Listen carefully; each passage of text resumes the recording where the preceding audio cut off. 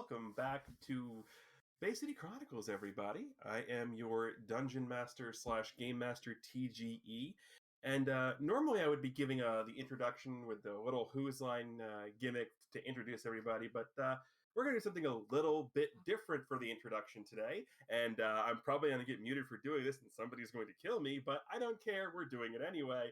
Everybody else has already bought in. Wait, you didn't clear something with me.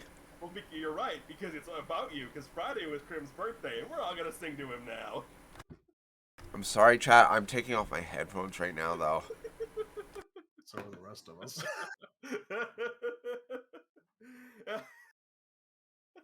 All right. Oh, hold on. Do we want to sing, or do we just want to sit there and wish Krim a happy birthday and move on with it? We can be polite and just wish him a happy birthday. Okay. Yeah. Okay, fine. You all win. No musical episode yet. Nope. I can't do musical in D&D. I have a way to get a musical episode in. I know how to do it. This just isn't the game for it. But again, we do want to wish a very happy birthday to Krim, whose birthday was this past Friday. In addition to that, we still have Chameleon Ice. We've got Dark Falls. And we've got Nora Extra, who is happy because this is the first time in he doesn't know how many weeks that he hasn't been the butt of the joke. Yeah, there's still time.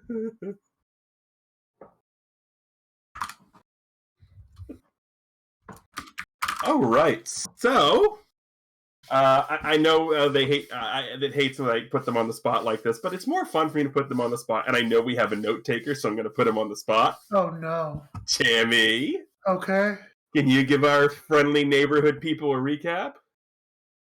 We are in currently the Langford house. There was a man running scared from it during the last session. His name was, I believe, was it Doo-Doo? Doo-Dah. Doo-Doo. Doo-Doo. You said doo-doo. You did say doo-doo. Anyway, he asked us to come and help him because his house seems to be haunted by ghosts. We go to the house to investigate it. And while we're inside, we see a number of weird visions, particularly of two little boys, the same little boys that we saw staring at us in the doorway of the tavern. These two? Yes, those two. We also see some of their family members, we assume, like in this grand piano room, etc. And also while we're in the house, we find malevolent spirits that attack us with suits of armor, as well as some, I think it was wraiths or something, that sapped us a bit, but they didn't. So, No. They were shadows that were mad you stole their dinner. Yes, because I stole chicken leg. Oh, that reminds me, the wolf spiders. Yes, and the wolf spiders that you all spotted and said, nope, we're good with that. As a bit of importance, though, there was a hummingbird medallion that was found by our very own Dolmega. And we saw also a vision of a hummingbird delivering said medallion, we assume, to the little boys in question. And while watching one of the scenes play out, you heard the flapping of hummingbird wings. We did, so clearly there's a theme. Yes, clearly the theme is ghosts. Yes. Who are you going to call? Dan Aykroyd. Clearly Dan Aykroyd. Aw. I mean, if I had the choice between calling you guys and calling Dan Aykroyd, I'm calling Dan Aykroyd. I can see that. He has more experience. No, I just want to have a conversation with Dan Aykroyd. Oh, okay.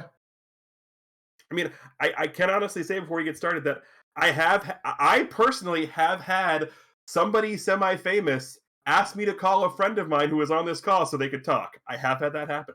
Ooh. I want to note that I was never sent an invite to bowl with him, though. True, I stopped working at that bar, so. But there was a bowling tournament up at where I was, and staying at the hotel where I was working was Pete Weber. Ooh. And when I mentioned that my buddy was at bowling, he's like, "Oh, you need to call him." So Krim and Pete Weber had a nice 20-minute conversation, and the best part was he was excited that Krim knew who he was. That's kind of cool. Yeah, he's the super nice guy. Like super nice guy. But anyway, we're going to less talk about bowling and Pete Weber, more talk about killing malevolent spirits and hummingbirds. Not actually killing the hummingbirds, but talking about them. So you guys have made your way up to the second floor here.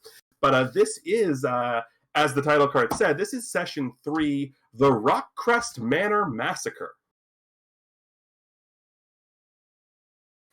Would I do that, Chammy in chat? Would I make the hummingbird boss? Yes, you would. Quite possible. Yes. So, you guys are in the stairwell. You only have one way to go, so I will absolutely go ahead and tell me if you see this area. If not, I've got it on the wrong layer. Shocker, he probably has. What are we looking for?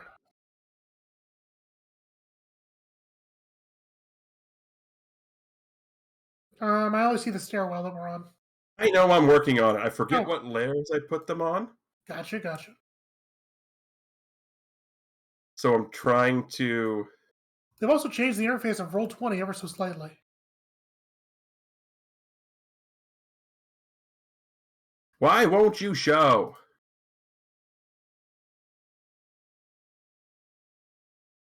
Because you didn't throw your There it is. down and say, "Why won't Make my monster show?" There it is. Make my monster show! No, that's a different game.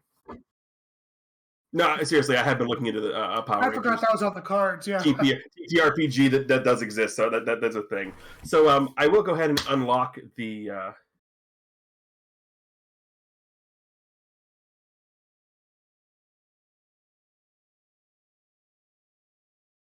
The first room for you guys to go into. So this central hub, because you guys can go ahead and bring your characters into here. Alrighty. Yep. Sorry, I was checking something. Nope, that's fine. I lit it up so you can see it. This central hub is adorned with a large rug and 3 suits of armor in the corners. Oh, dear. Several doors lead to other rooms of the house. But as you walk and appear into this room, you see the ghosts, the images, the whatever of the 2 boys appear in the room, looking petrified and darting off through this door. I'm going to do the solid snake on the door. The solid snake on the door? I've never played Metal Gear, so you'll have to explain what you're doing. So I'm going to push my back up against this wall here. Yeah. And then just look around the corner. Oh. Well, the door's shut, so. We prod it open with a stick. You can try to open it however you want to, but there is a knob. I suggest using the knob. Devon's got to try to open it with the knob. Opens up.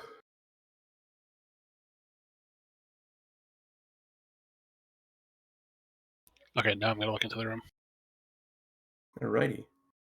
You guys can see all that, right? Yeah. You can see Yay! some beds, a rug. Yay, happy music. Alrighty. What are these? This shared bedroom seems to have belonged to the boys, as the beds are messy and there are play swords and shields strewn across the floor. The chests by each bed have locks, but the locks appear to have long rotted away. Can I do a perception to see if I notice anything? You certainly can. Yeah. Because I'm looking right in there, so I might as well. You are. All right, both of you managed to see over here, under this table, the ghostly figures of the boys cowering, hiding, and shaking. They're still hiding. I thought they would have disappeared by now. Mm-hmm. So Dovan looks back at the other 2. As the boys are still in there. We should probably try to talk to them.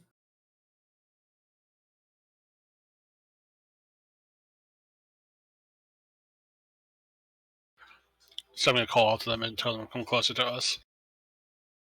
It doesn't look like they hear you. We're not sure if this is a vision yet or if we're actually seeing them as they are.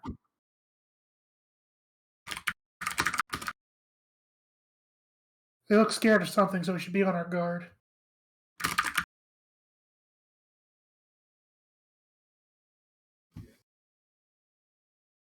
So Dovan looks at the other two behind him, and I'm gonna. They're clearly central to whatever's going on here. I'm gonna go in.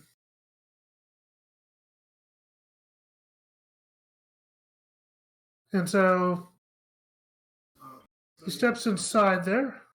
All right, you step inside the room, and as you look around, like I said, it's exactly how I said. There's like wooden swords, shields, like play toys, all strewn across. It definitely looks like the bedroom of two younger kids.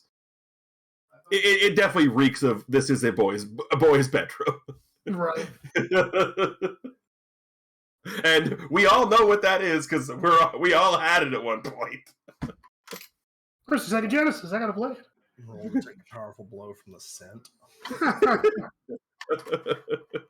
Wrong game, but if you want to, you can make a Constitution check. Good. Like, all right. So the boys are still in there cowering under the table, right?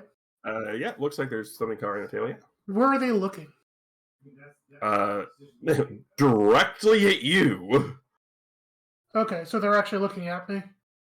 Well, technically the door, but you're in the door, so directly at you. Interesting. So one of them does appear to have a wooden sword in their hand. Dylan kind of deals down just a little bit because he's probably about the correct height for them, not being too different in age. He starts kind of like patting towards them, softly saying, "Hey, we're not gonna hurt you." They don't seem to recognize anything you're saying.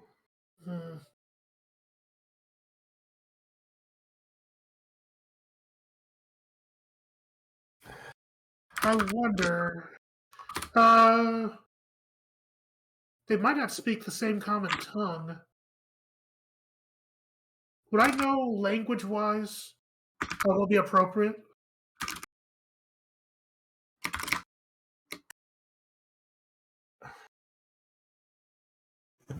I mean, you could roll an insight check. Okay. I'm not sure if it's a language thing or if it's just like a mortal. Oh dear. Time to get a 1. Huh. As far as you know,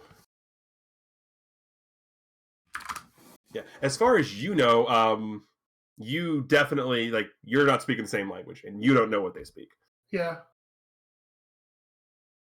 So Dolan at least is figuring they can't understand a word he's saying, so he's at least making hand signals and waving at them, doing the whole hey. It's must be the money. Yeah. Must be the money.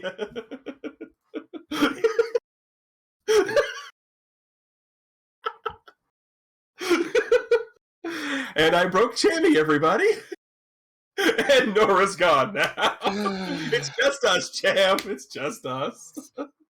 There's nobody here but us chickens. No, that's on the farm down the road.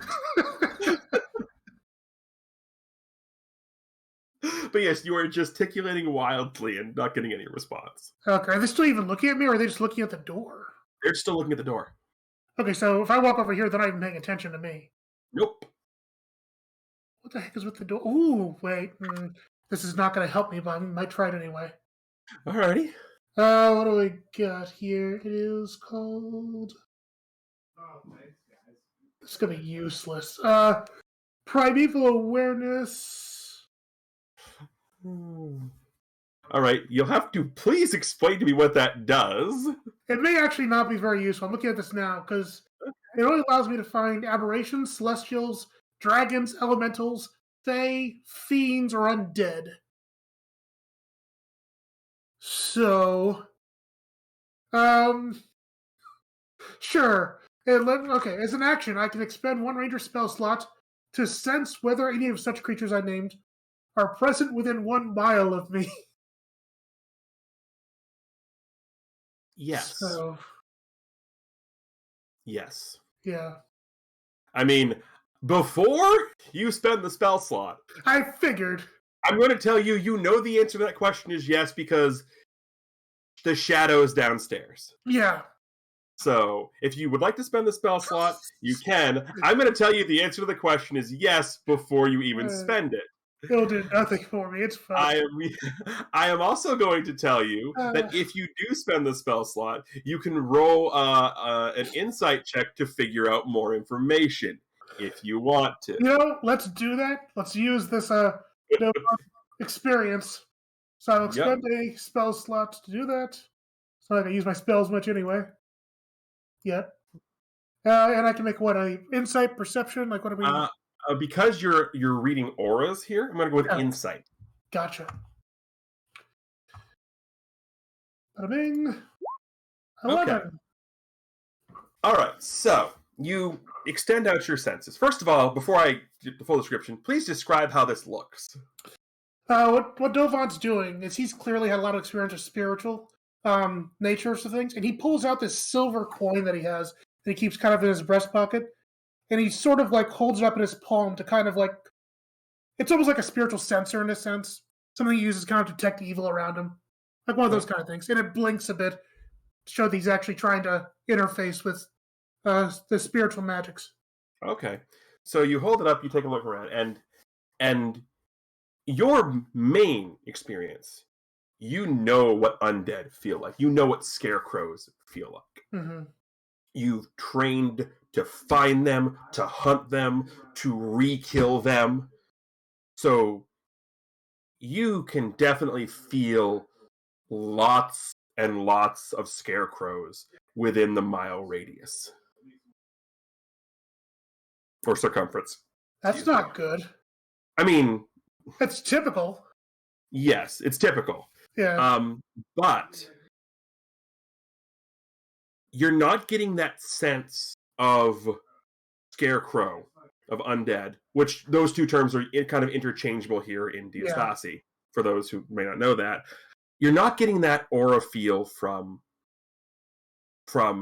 the images you're seeing under the table, from the kids under the table. You're not entirely sure which one they are, whether it's aberration, fiend, fae, you don't know. Mm-hmm. But you know it's not scarecrow. I mean, that's at least good. It means they're not involved. Mm-hmm.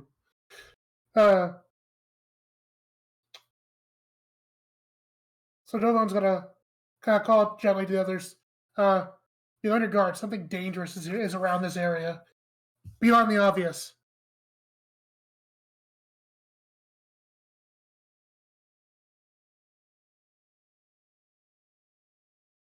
Beyond the obvious. Yeah.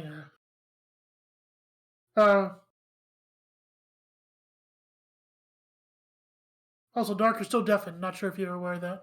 He can't hear you if he's deafened. That makes sense. Wait, I can't hear you. I'm deafened. Oh, boy. This is going to be that episode, apparently. Yes. Vrazad. Yes. You hear Dovan's cryptically obvious warning. What do you do?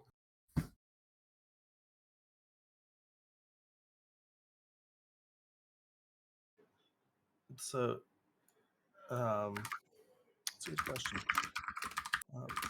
Zod's actually going to approach the beds and sit down on one of them.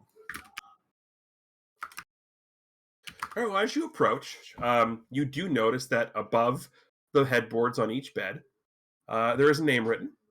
There is Cameron and Alexander.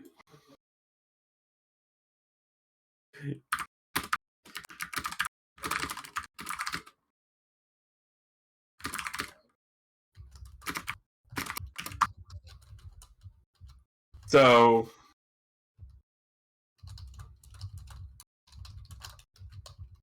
you are choosing to sit on the bed that's labeled Cameron? Yeah. Okay, you sit on the bed. It's hard, old, kind of squeaky. But it's a bed. You could probably take a nap on it.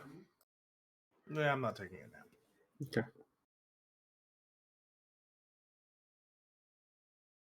So you said the lock's rusted off. Yes. So Razad's gonna pop the lock on the chest on the bed next to him and just kind of start looking at stuff. All right. The chest mostly contains toys and other emblems in childhood. But you dig deeper than that because you're going through everything. You find a rolled up piece of paper in the bottom left-hand corner of that specific chest. Okay, roll the paper. It appears to be a scroll of protection from evil and good. Handy in this situation. Oh, they would want that. Oh, I see a story. Devon Dark. actually has an odd idea. Oop. While they're in that room, I'm gonna actually go look into this room and see if I see anything. In what room? There's our room on the left-hand side here. Okay, yeah, that room. Mike, you're still in the thing, so we'll get to that in a second here. We'll finish up with these guys in here first, then we'll move to that one. I'm just gonna have Devon do a thing where he walks over to where the kids are, still cowering. Mm-hmm. He tries to look. He tries to take a look to see where their eyes are going, kind of like track their sight.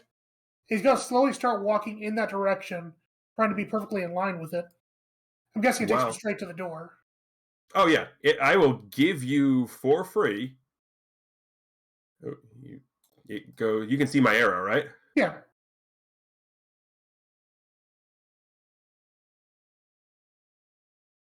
That's the line of sight. Interesting. So he's gonna keep following that line of sight even out into the room. Yep. Kind of like looking around. But before we get to that, we do have somebody else going over here. We can see that? Hold No. on. Nope, not yet. Of course we can't. Why would we be able to see things? Why?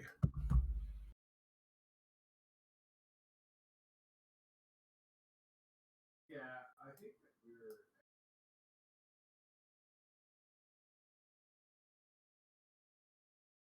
Come on. Oh, there's something. There it is. Okay. This small hallway seems to just be a connector. Oh, I forgot to uncover one small portion of it.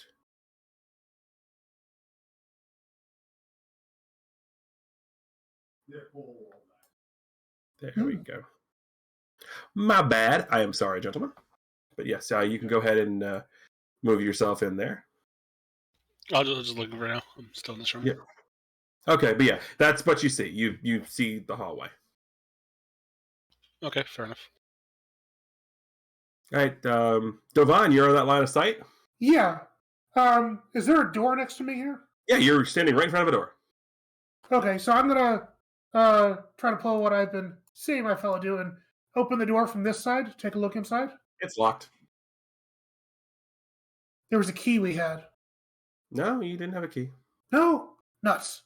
No, I everything I've given you, I have written in red. You do not have a key. I mean, you played a couple of keys on the organ and the piano, but you don't have a key. That's what it was. I don't know why I thought we had keys for some reason. Because you got a scroll of arcane lock. Oh, that's right. that locks things, doesn't unlock things. Correct.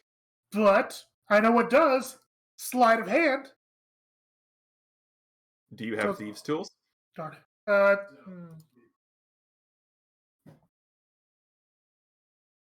I have a crowbar. I mean, if you want to try and crowbar the door, you can. I'm not gonna stop you. That's probably not going to work for me. I'm fine. Devon's got to look back. I say, have you guys seen a key? I think there's something, I don't know, something weird behind this door. We should probably inspect it.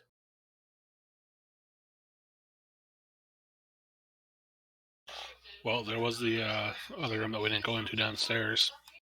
With all the spiders in it? Yeah, that one. Yeah, we could look in this other chest, and Verzad literally points to the other chest, the other side of the room. Yes, you could. You are over there. So yeah, Verzad's gonna go through the other chest now too. Just a bunch of toys. And other emblems of childhood. No keys, no scrolls. And me not taking the lockpicks. Well, let's keep our eyes off. We go play that thing of ham down there again. That was a good time. It was turkey, thank you very much. Yeah. For what it's worth, I will point out, because I don't know how if you guys can see it or not, door here, door here, door here, door here, door here. Okay, I'm going to go venture into this hallway. All right. I'm going to do a perception to see if I see anything. Go right ahead.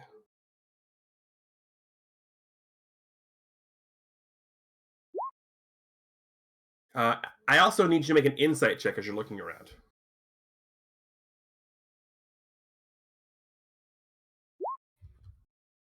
Nothing seems out of the ordinary. Everything looks clear.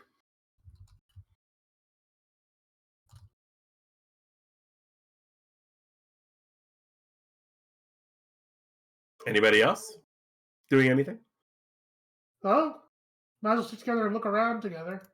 So, you said there's doors over here? There is a door right here, yes. So let's take a look and see if we can open that. Alrighty.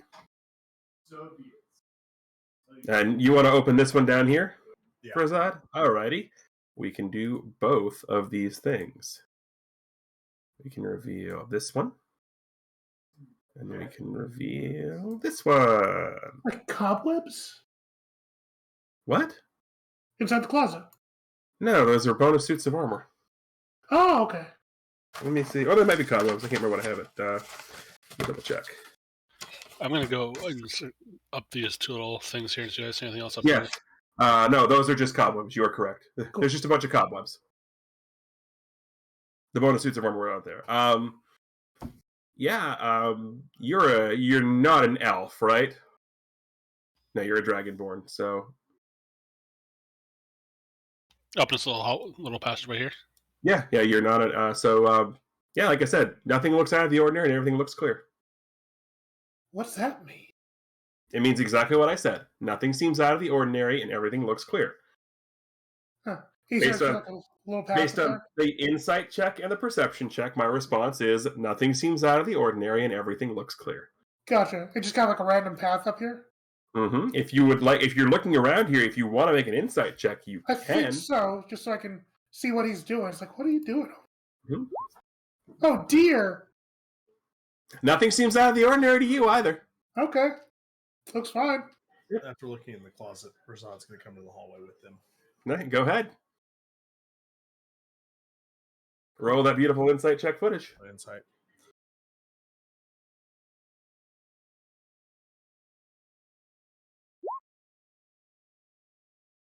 Nothing seems out of the ordinary for you either. And I'm an elf. You are an elf. So you might get other things happening unless they've changed that mechanic from 3.5, so. So, what do we see inside this room, at least, aside from the two dead people? Oh. Okay, you do see, let me get my rooms here. Alrighty. The stench of death overwhelms you as you open the door into the sparsely furnished bedroom. Two skeletons lie in the bed, appearing to be in a loving embrace. This might be the mom and the father. It might be. I don't like that just showed up. I needed it back up there anyway, I just had deleted it. It's never good when the turn order shows up on the screen. I'm going to do another perception check in this room. All right, in the bedroom? Yes.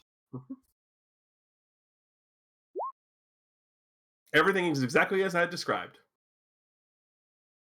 There's something unsettling in here.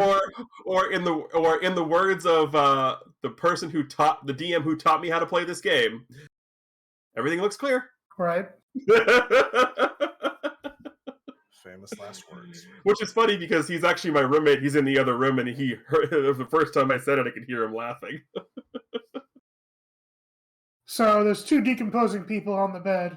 No, they're not decomposing. They're full on skeletons. Ain't no decomposition about it. Oh, that should smell just fine. There's nothing to like rot it up. You don't know what's under the bed. That's a good point. Yes, the seems normal is the problem you're forgetting, Jamie. The seams. Yeah, I know that. This is actually though kind of expected, but even so, Yup. be on your guard here. If there's anything where something screwy is going to happen, it's going to be in this room. So Prasad's going to walk up to the skeletons and kind of... Stop! And Devon, Stop right at that first spot, please, and thank you. Uh-oh. Did we trigger your trap card? You did trigger my trap card, because as soon as you walk into the room, and I mean as soon as you walk into the room, boop, the skeletons sit up. Are there any exits out of this room, like down here? There is a door down there, yes. Gotcha, okay. But I will need everybody to roll initiative. Oh, right, nuts. Do it again. I cannot roll today. You can't roll normally. What do you mean today? I've actually been rolling pretty well in this character. Yes, but all right. So we've got you.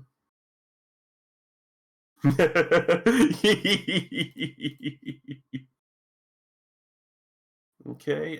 We've got that. We've got that. We will add you to the turn order and Dovan to the turn order. All right.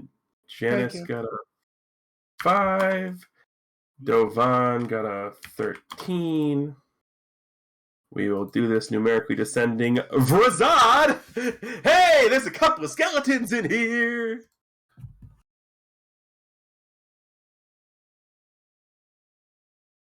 All right, so Razad's going to pull out his 2 short swords. Oh, yeah, real quick for that. The reason there's 2 short swords as opposed to a short sword and a long sword is because I, as the GM, thought that a long sword was a finesse weapon because from the knight statue, it is not. So I retconned it to a short sword because that was the intention. Oh, nice. That is why it's another short sword now, not a long sword. That was on me for not reading it. That was the intention, was for it to allow the dual wielder to dual wield. And good on you for owning that. Yeah. And I'm going to start casting Booming Blade. Okay. So, well, you're gonna move up to attack because it's still a melee attack that needs to happen with that. Well, it's the first turn I set it on the weapons, right? No. As part of casting the spell, you make the melee attack with the weapon. Oh, that's right. Okay. Yes. All right. So let's see. How do we roll this? You click where it says Booming Blade.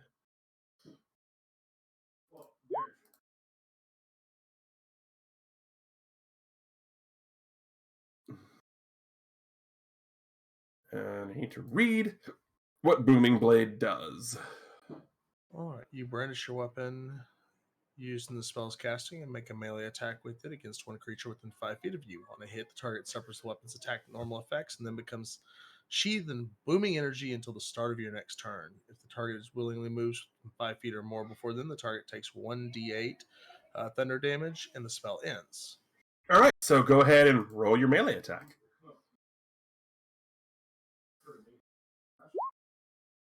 You crit! You're probably wrecking this thing. So I don't like the way they do the crit. So I want to take. Well, let me rephrase that. I want to take a poll as to how you guys want to do crits. Okay. Because the first one we had that's done damage. We can do it the way they do it here, which is double the amount of dice you roll, or we can double the base value of the first die you roll. I want to take a poll on that, real quick. Wait, so that means, like, for instance, if we were rolling a d10, you would instead make it a d20 as opposed to rolling 2 d10s? No. So you can either roll, if you're rolling a d10, it would be roll 2d10 or roll 1d10 and double that value. So if you roll a 5, you get a 10. I see. So you double the result. Correct. Gotcha. Which would allow us to use our pluses. I mean, you're going to get the plus either way. Like this would do 10 damage because what they've done the roll 2. Yeah. With this here. So you see 1d6 plus 3 plus the bonus d6 here. So Nora, in this case, would do 10 damage with that crit if we were doing the roll 2 dice one. Which, again, I want you guys' opinion on that, how you want to deal with it. I'm indifferent. Okay. What do you find tells a better story, I guess is a good thing. My answer to that... Oh, go ahead, Crum.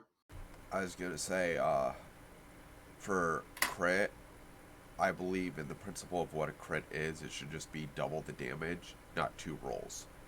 Okay. I'm fine with double damage. All right, so in that case, we will... Because the Beyond 20 is going to automatically do that anyway. We're going to ignore that, the word says crit on there. We're going to look at your roll. So a d6 plus 3, you roll a 5 plus 3. So that's going to be 10 plus 3. That's going to be 13 damage. Please describe how you absolutely destroy the skeleton. So Verzad comes in and they've been sitting here for a while and just absolutely slams the sword through the skull and just instantly powderizes. Pretty much. Boop. Not what I expected. Skeletons don't have a lot of HP. Right, but there's only 2 of them. In fact, they have exactly 13 HP. Which is why I asked the question the way I did. That makes a big difference now. Yeah. So, Devon, you just saw that. Huh. Or I believe the appropriate way to describe it is, that just happened. Right. I don't know who hates undead more, me or Verzad now. Okay. Oh yeah, no mercy for the undead. And they're long gone anyway, so I don't feel too bad about killing probably these boys' parents a second time. So what I'm going to do is, Devon is going to look at that skeleton who got up, and he's going to designate that as his Slayer's Prey. Okay. What does that do? As a bonus action, I may designate one creature that I can see within 60 feet, and the first time each turn that I hit that target with a weapon attack, it takes an extra 1d6 damage. Nice. Yep, this lasts until I finish short long rest or until I designate a different creature. Cool, yo. All right, yep. Roll to hit. So let's do it. It's all on the sheet anyway. It is all on the sheet. It's all in the sheet. It's all in the sheet. Okay, that's an 11. No, we need to break out a crit song. No, that's the damage. You didn't roll to hit. Oh, I pressed the wrong thing. Yes. You hit. Before you hit that damage, do you want to keep the damage you rolled, or do you want to roll the damage? Because I did it wrong. I should have actually rolled the damage second, so I'm going to own that. So hit the button. So hitting the button, it's going to be terrible. I will do the feature thing with the Slayer's Prey and roll the extra d6. Well, remember what I told you they had 13 HP? Please describe how you vaporize the skeleton. Well, the thing stands up and opens its mouth to one of those classic skeletons, and then an arrow kind of goes through and pins the skull to the wall as the rest of the body crumples in the ground. Okay, encounter over. That was unexpectedly easy. Yes, I actually feel kind of nervous about it.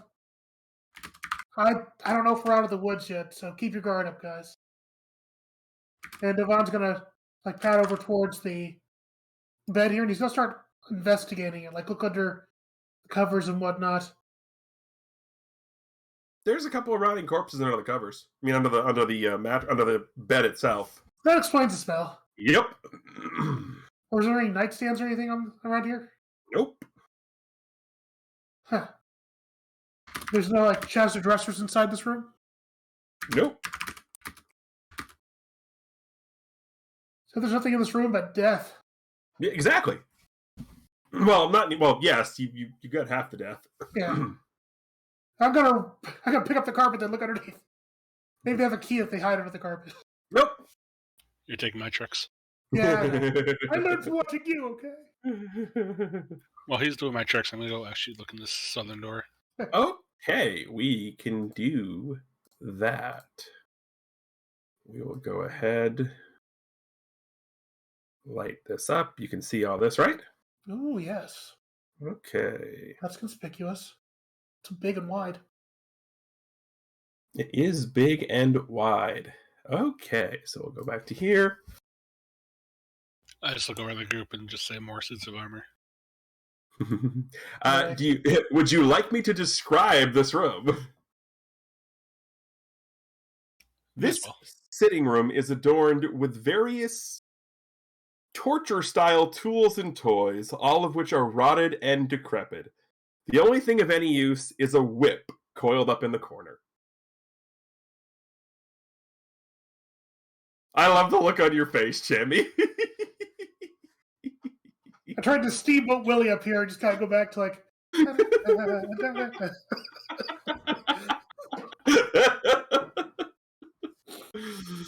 Oh. Also, at the sitting room, I see no chairs. Sitting room. Right. Would you have rather I use the proper term for it? I don't know what the proper term for a sitting room is. For this room, I could use the proper term for what this is. Sitting room was me being nice. Oh, okay. Because I can say what it actually is. It's a waiting room. No, it's an S&M dungeon. Oh. See, here at the Land Street, you have a dungeon on the top floor. Usually they're like in deep, dark, dank basements where you like,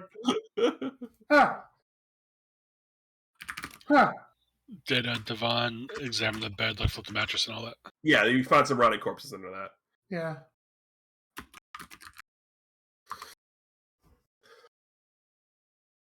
Why would they torture prisoners next to their bedroom? That's yeah, just We should probably be careful of the suits and armors and such. At that, Jess just kind of looks over at Devon and walks over to him, just kind of whispers in the ear and fills him in on what exactly it is.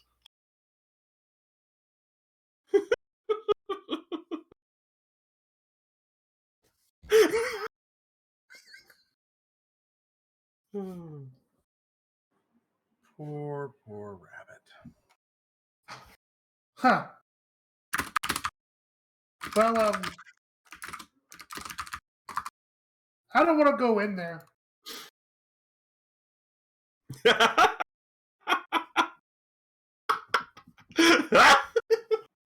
So Razad just kind of walks in and just kind of looks around. It's exactly as I described it. It is a rotting, disgusting... There is a whip in the corner if you want that. Do you actually need like Razad weapon proficiency to wield that stuff in this edition or no? I do need melee weaponry, so I will go to the whip. Yeah, you can have it. Okay, that makes sense.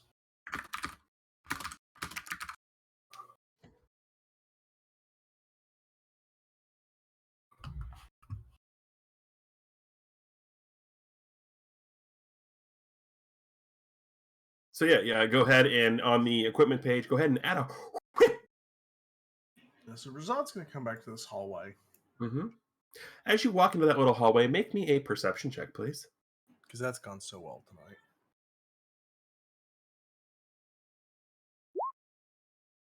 Oh, hey! You so far... Well, I'm not going to give you that part, but your elf senses tingle. And you notice as you walk back by this spot right here, hey, that's a secret door.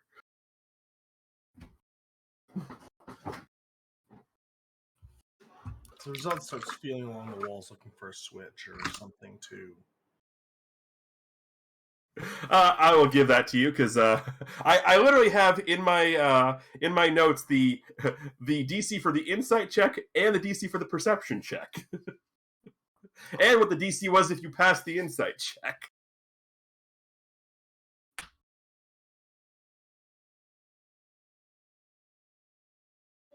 Nice. Alrighty, so let's go ahead and go to this layer, do this, and give you this room. Ooh. Yeah, this was the one you wanted to find. guys, I found something. Yes. What is it? This hidden supply room contains 2 chests and a rusted out short sword stuck into the ground.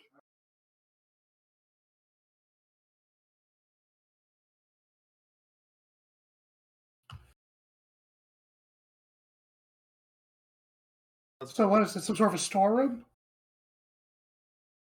So Prasad's gonna pick up the short sword. It's you pick it up and it's the hilt, and like it's been sheared off. It's not usable. Interesting. I'm gonna smack this lower chest with my quarterstaff.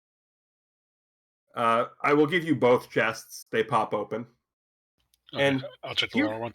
Yeah, I'm just going to give you all of it. Inside the chest, you find the following: 3 rolled up pieces of paper, a necklace adorned with small rubies, a set of fine leather gloves, and 100 platinum pieces.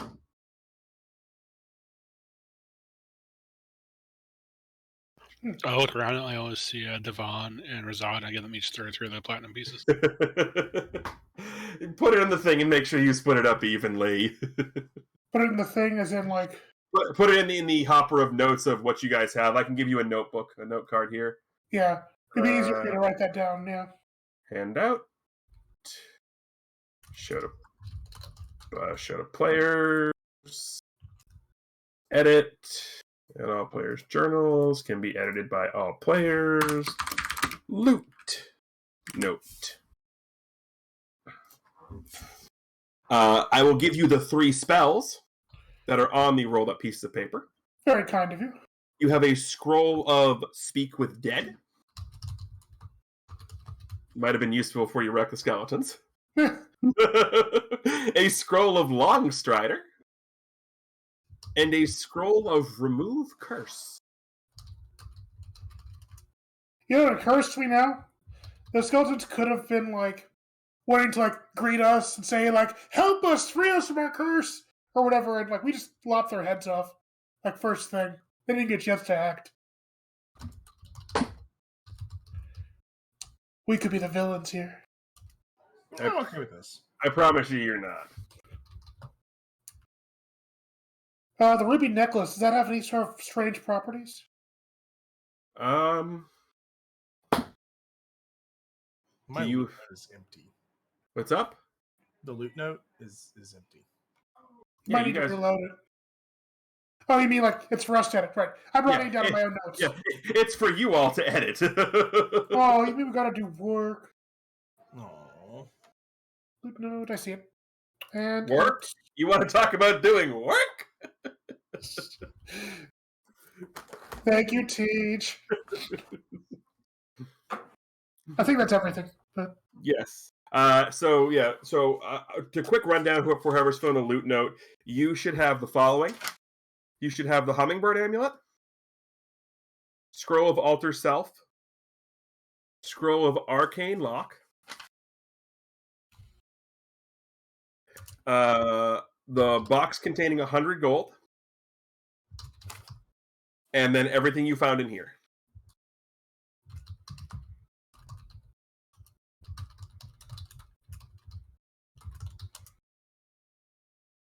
Don't say I didn't ever give y'all any toys. it's not very organized, but it'll do for now. Does the whip I picked up have any special qualities, or just a plain whip? It's leather. Supple leather. But just a plain whip. It is well loved.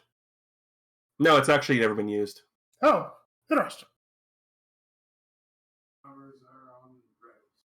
But yeah, that ruby necklace, is that just a ruby necklace, or does it have some sort of special property to it?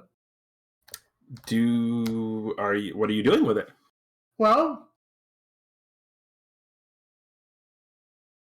I guess, are any of you magically inclined to know if that's a special necklace, or is it just pretty? Because like my knowledge of magical items is pretty rudimentary. I mean, I will say everybody in this party can cast spells. Yeah, but I can't cast Identify. Oh, I don't get to do the identify magic voice again? I know, I miss it so. Did you steal that from D20? I did. Now that you're watching it, you know where I got that. Come on, that is such a good shtick. Oh, it's fantastic. This has been another use of the identify spell. Yep. I love that. So- I'm like, I'll steal that. I will use a insight check on the necklace. Go right ahead. Actually, give me an Arcana check. Helps if I'm on the right screen. It's a very pretty necklace. Hmm. Yeah, my rolls are not good tonight. None of our rolls are great.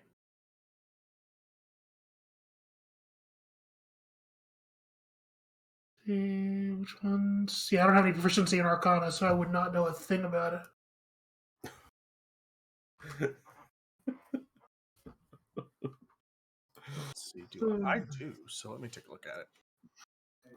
If everything else fails, we can just not wear it and save it for later. Are you saying I would give you cursed items? I'm saying we're in a cursed house. And you give us a scroll for remove curse. Oh. I did give you a scroll for remove curse. And that was to play on your paranoia, but with that Arcana check, you don't have to worry about that. Because I will give you happily what these two items you just found are. Because the fine leather gloves happen to be gloves of dexterity. And the necklace is a necklace of irresistible charisma. Most of my spells are based off charisma, so I could use that. Basically, what they do, because they are stuff that I've added to the homebrew section here. If you remember the Amulet of Health I gave to Krim in Lagaria, which set the Constitution score to 19, these do the same for the aforementioned things, dexterity and charisma, respectively. They do require attunement, but that's one of those things where my thought process on it is whoever takes them, becomes attuned to them, as long as you're not trying to give them away in the middle of combat, we're fine. So this is basically my way as a DM of saying, okay, yes, it was fun to roll all those dice, but y'all rolled like crap, so I'm going to help you out a little bit.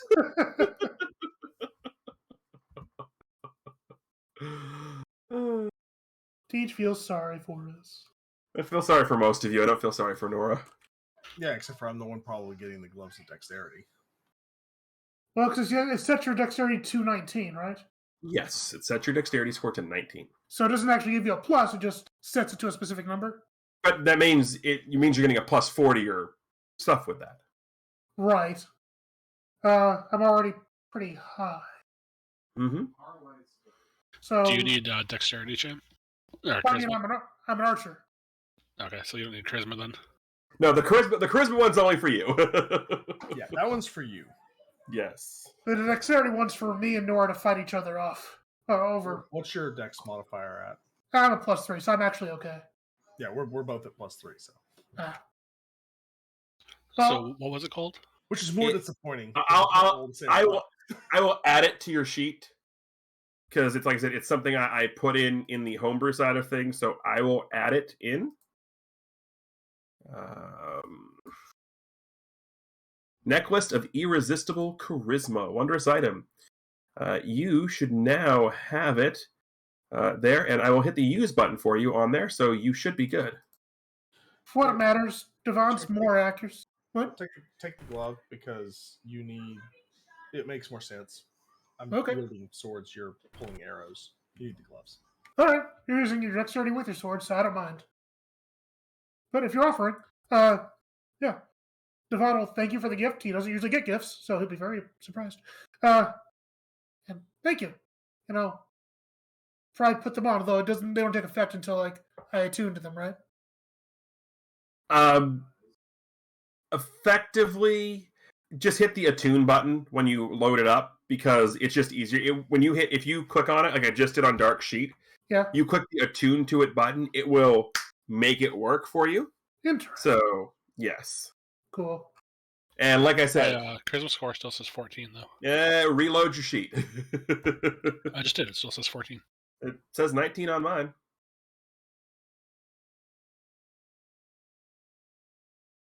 Aha, there it goes. Yeah. So. Anyhow. Oh, neat. Suppose they won't mind that we take this, so. But there's no keys or anything else that we could use. There's no inside keys. there. There's just jewelry and money. Hmm.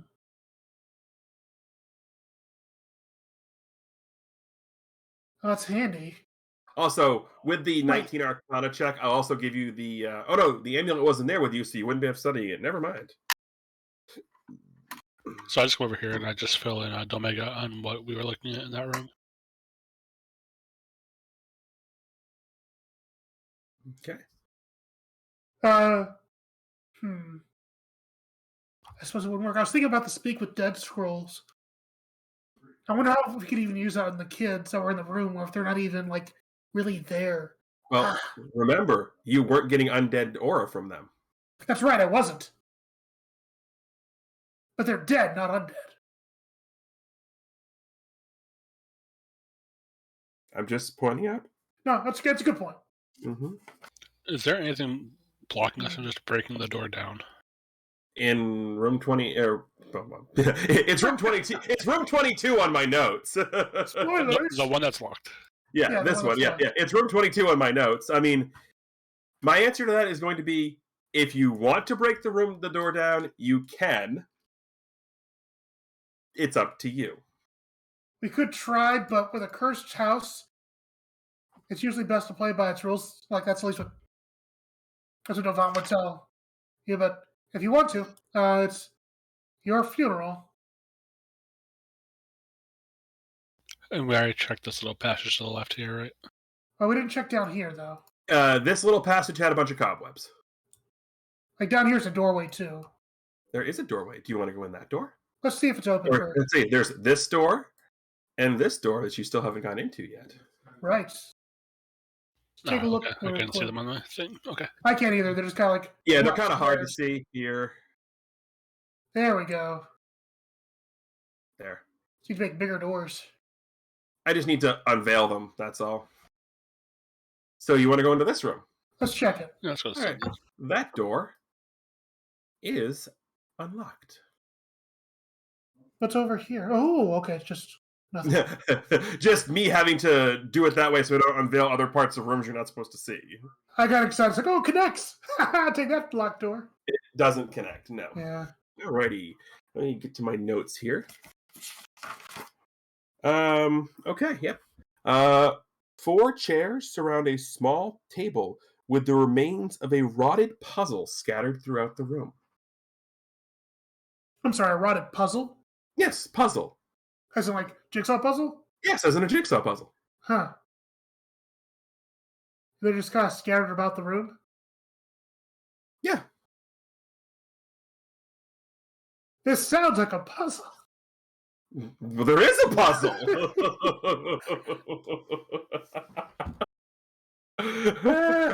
You know what my favorite part about this whole haunted mansion is the fact that literally I can say something innocuous and you guys think there's something, and I've played off of that this entire time where it might be a thing, it might not be a thing, but you guys are doing it to yourselves, and I love it. Considering the piano keys. I'm sorry. What am I doing, Nora? Oh, you're just being pure evil. Considering the piano keys and how this place is interacting, maybe we should try putting together this puzzle. Well, it sounds silly, but as you walk into the room, you see the 2 adults you saw in the piano room down below, and the boys, all with the chairs pulled up to the table, doing the puzzle.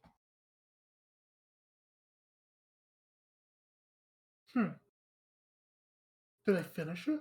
As the puzzle gets finished and the scene fades away, the image of the 2 boys fades. But in the image of the adults, there's something far, far more sinister lurking. Huh. And To I thought I was them, the cautious one. you stole the turkey leg! I know, that's what I mean. I've triggered things like 3 times. Caution, not me. So, gentlemen, let me do this. Boop, boop, Raspberries. boop, boop.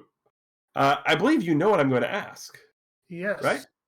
I am going to ask you to roll initiative. What is your favorite initiative? Oh yes. Would you like me to tell you the name of this encounter in my notes? Puzzling? Chammy effed up again. Puzzling specters. You're correct. Uh, Chammy effed up again.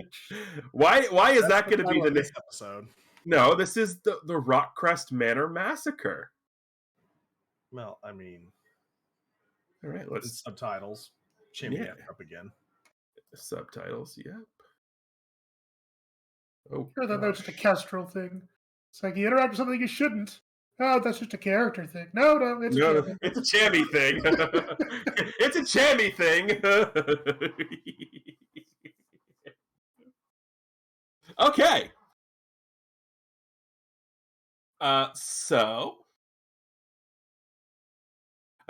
Well, Chammy, Devon, they see Tasty Rabbit. Yeah. And so this one moves in first and reaches out to try and touch you. Not again. It's using its life drain ability. That can't be good. No, it cannot. Does a 16 hit you? I'll double check. I think it does. Yeah, it does. That's AC, right? Yes. Okay. Alrighty, so first things first, I need you to take 11 points of necrotic damage. Hmm. I rolled very good on that one. And then I need you to make a constitution saving throw. Gotcha. I am down to 1 HP. That's gonna hurt. Yes, it is. Okay, and con saving throw. I think that's what I press. Yes. That's not good. No, it is not. Please reduce your maximum hit point total by the same amount of damage you took. 11? That lasts until you finish a long rest. How do I even change my max HP on my sheet? Just make a note of it somewhere. I Yeah, think under temp. Temp. So while that's happening, this one, seeing that his buddy is feeding on Bunny, is going to fly over here. And is that a Janus it's attacking? That's a Janus it's attacking, yep. No, I think it temps the shield. I'll put it on my token. Yep. Does a 13 hit you? Yes, Janus? it does. Alrighty. You are going to take 7 points of necrotic damage, and I need you to make a Constitution saving throw.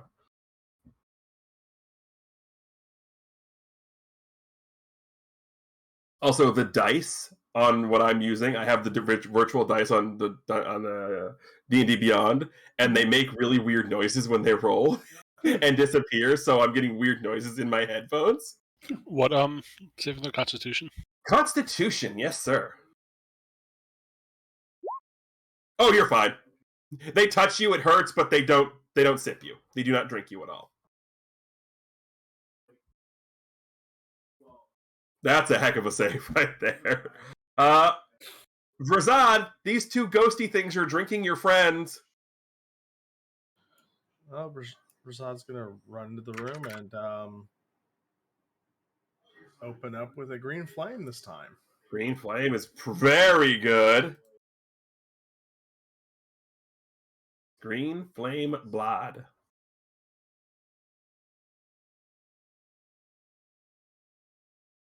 Also, I know it says green flame, but I'm going to let you flavor it however you want. What color is the fire your sword spits into?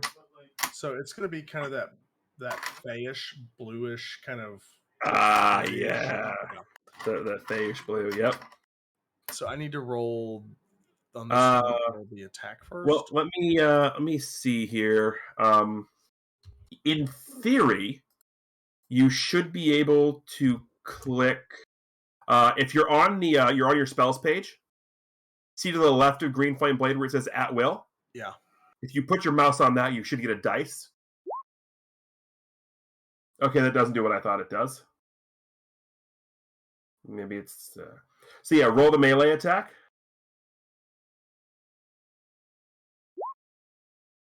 13. You hit. So you'll roll your short sword damage plus your green flame blade damage, which is a D8.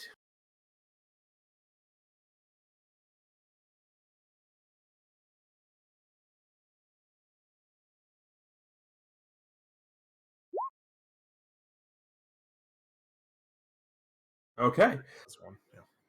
All right. So it will take 6 points of damage. One, two,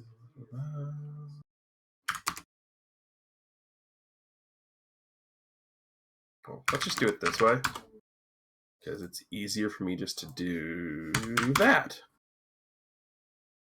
And you guys can see. So let's see here. I make the melee attack against one creature. On a hit, the target suffers, and I can cause the green fire to leap from the target to a different creature of my choice that I can see within 5 feet of it. It's within 10, unfortunately, so. That's fine. Yep. But, anything else you want to do? I want to swing with my other sword. Okay. That will miss, unfortunately. Yeah. 8 will miss. These aren't hard to hit, but you got to do more than an 8. All right. Janice, this thing just tried to reach out and touch you. I'm going to sneeze in its face and use my breath weapon. All right. Is it a line or a cone? It's a very important question. Doesn't say. Hold on. Let me, yes. Does it actually hit allies in 5e? If it's a cone, you will. If it's a line, it won't. So I know So if it's a cone, if I come here, will it still hit? If you come there and spit out this one, it will not, because the way a cone works is basically it hits here and then the 3 spaces in front. Okay, so I'll just come here and do the same thing then. Okay. Nope, that'll work. It is a cone. Okay. So hit the button. Tell me what I need to do. Okay, so it's 2d6. I think I have to make a dexterity save. Yep, DC 11 dexterity save. Alrighty. Not a bad roll there. Is it half damage on the dexterity save, or is it it dodges completely? It doesn't say. Let me take a quick peek then. Actions, breath weapon. Half damage on success. Okay. So it does manage to get out of the way of a little bit of it, but you will still deal 5 points of fire damage to it. And since a dragon is considered a magical being, I'm okay with this. All right, you've moved, you've burped. Devon! This thing just reached out and drank you a lot. So Devon is clutching his side because he can feel the energy leaping out from him, and he's gonna disengage because he's got to get out of here. That's all he can think of. Okay. So disengage is a action I can take, which provokes no attacks of opportunity when I move. Correct. And I can move 30 feet. I can't move diagonal through enemy spaces like this, right, can I? You're disengaging, so you're not going to provoke an attack of opportunity, so you can go that way if you want to, because there's still this here. Okay, so 1, then 2, 3, 4, 5, so I can get back here. Yes. Okay, and that's my action, so... Correct. All I can do is I'm going to designate, at least with a bonus action, this thing is my target. All right, which one? Sorry, this guy here. All right, I just want to mark it so we know. Yep. There was only one skeleton the last time, so I didn't need to. It was easy. Yes. Nothing else I think I can do at the moment. My inventory is not helping me beyond helping me pray. Alrighty. Dumlega.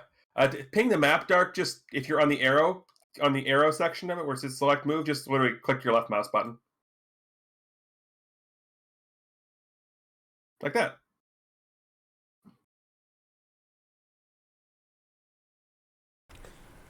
First, gonna roll an Arcana check to see if I know exactly what happened to Chammy's character.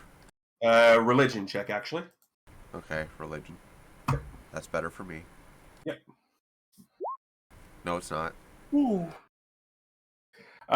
It touched him. It bad touched him. Since apparently that's the theme for today. Yeah. Yeah, so I won't know that. I will know he's hurt, but I don't know he's not recoverable right now. Right. Yeah. It makes it very clear that he's at least hurt, but yeah, that's about it. So I would attempt to heal. Alrighty.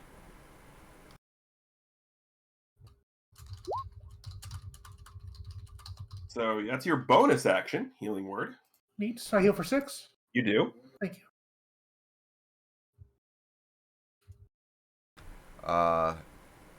Chammy. Hmm. You also get to use your reaction immediately because of Voice of Authority. Okay, so that's my shot I can take then. Yep. Okay, so doing a bow shot on that guy. Mm-hmm. Yeah. Voice of Authority, so good. This Oh, is good golly, you hit. I hit for 11 plus d6.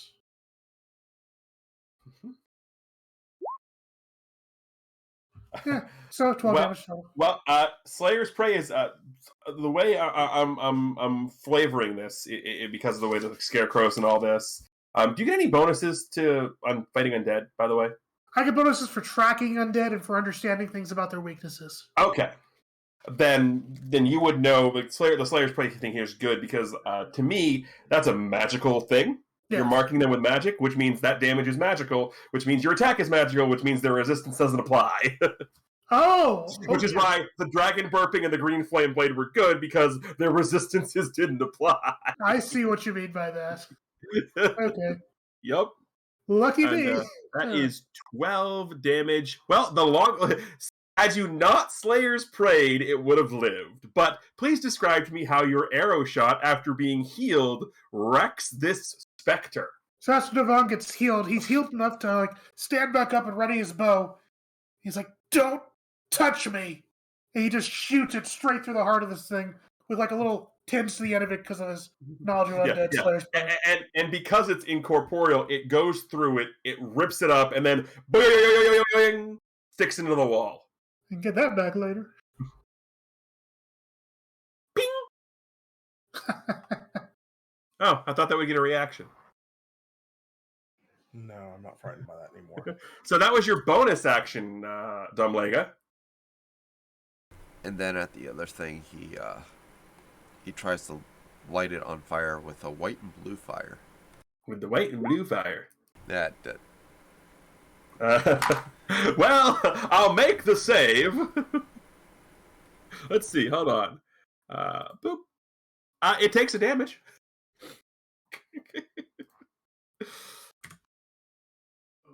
I singed its hair. Yes. You did singe its hair.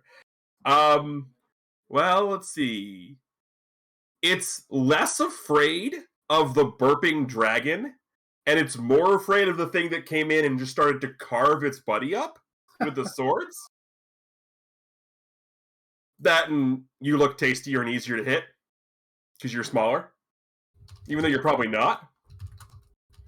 It would rather go after skinny elf than large scary dragon. Fair. It's going to reach out and touch you. Does a 17 hit you? Because my god, I'm rolling like a champion today. Yes, of course a 17 hits me. Alrighty.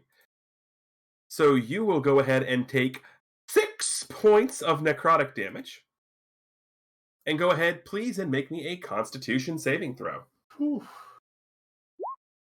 You pass. The DC is 10. So you don't... It touches you, it doesn't drink you. But now it's right in front of you and it's your turn. Time to touch it again. How are you doing it? Oh, with my swords. Okay. Anything special with the swords, or just the swords? Yeah, I'm just swinging. Just swinging. Okay. 11's going to miss.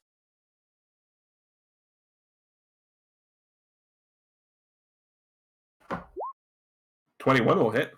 Okay, so the second sword's going to come back and clock him. Okay. It's like you're slicing through an incorporeal creature.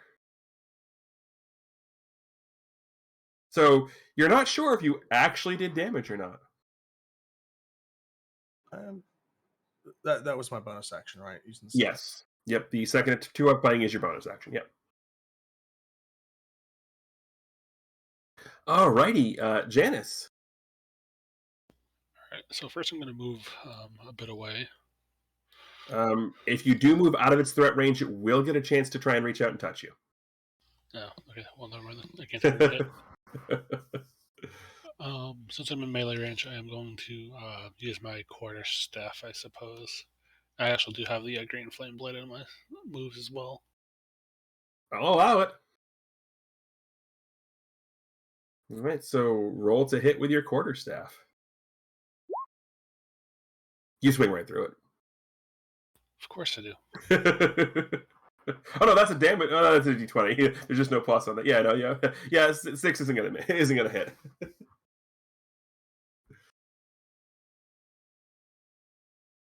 Fantastic. Yep. So you guys in the back see sword slash miss, sword slash through, staff bash miss. Devon? Alrighty. Rather than us getting lucky, I almost kind of want to see if I can identify this thing, so I can inform the others of like what not to do when it comes to dealing with this stuff.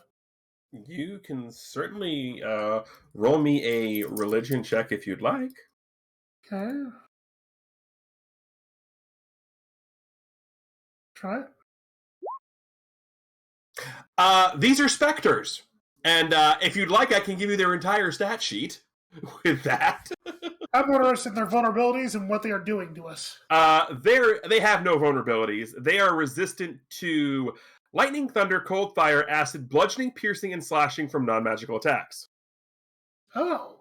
They are immune to poison and necrotic damage. They can't have anything happen to them that you would expect that couldn't happen to an incorporeal creature. Right. And they are draining your life. Gotcha.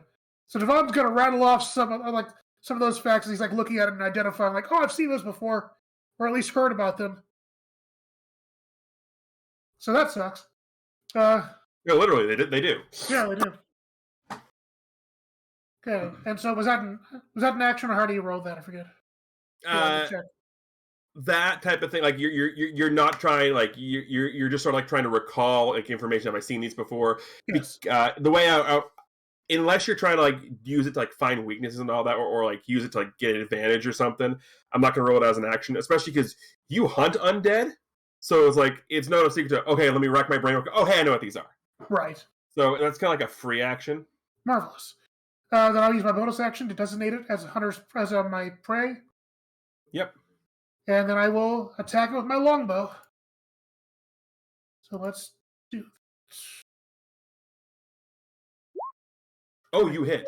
You hit. You hit lots. And then the extra D Slayer's prey damage. Sorry, I need to actually do the damage too. Yeah, you did the longbow damage. So 14. All right, you deal it.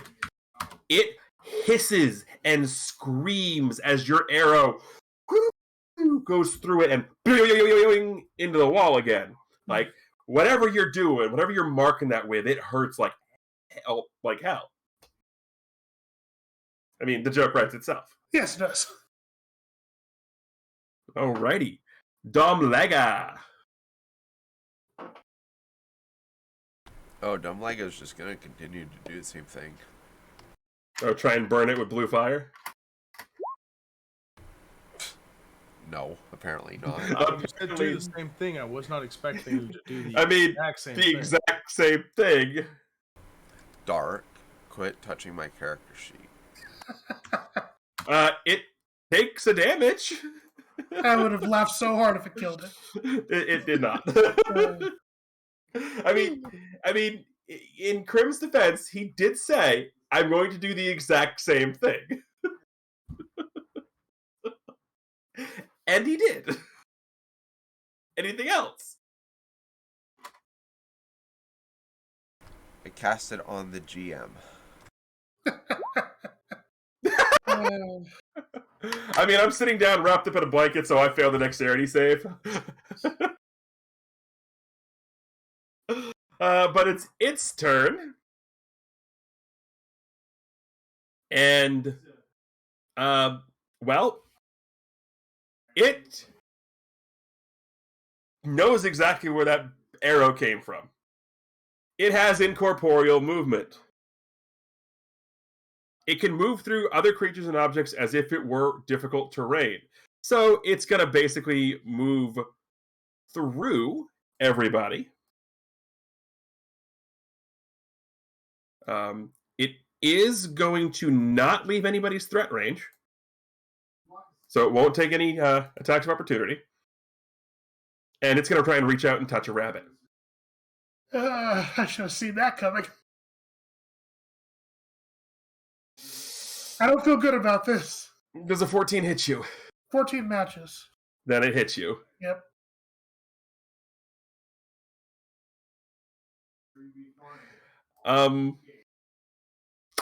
Did you kill my buddy, Teach? I didn't kill your bunny, but I did KO your bunny. You take 11 points of damage, of necrotic damage. So you are, I'm assuming you're down. Yeah, I'm at like -3. Yeah. No, you just fall to 0. Okay, sweet. And then if your turn comes around, you will be rolling death saves. We'll get to that when we get to it. Whee. I still need you to make the Constitution check, though. That's not a good sign. Constitution check. You're good! Yay! Taking the health back? No! But it doesn't fall drink less you. hard to the ground. But it doesn't drink you again. Oh, dear.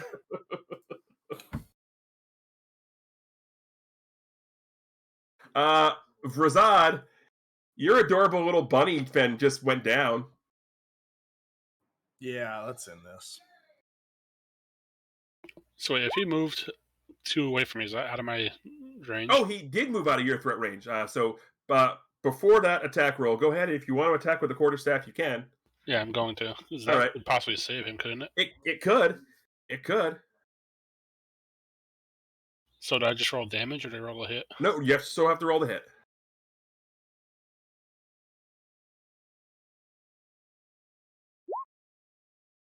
No. You go to swing and you fall flat on your dragon face. So this could be it. This could save it. No. No. However, yeah, you go and there's like thunk. However, the 17 does hit Brazad. Doing anything else or just attacking? Well, I mean, if it's not dead, I'm going to swing the sword again. Okay, it's not dead from the first attack. 17 hits again. All right, now you kill it. Please explain how you do so. Well, I mean, it kind of just disperses around the sword when it gets hit. Like it's That's fair. That's fair. All right, we are now off initiative, but we do have a very much in pain Wabbit. And Devon just collapsed down there, face first on the carpet. Demlega sort of just kneels down, grabs him by the waist, and just like throws him over his shoulder.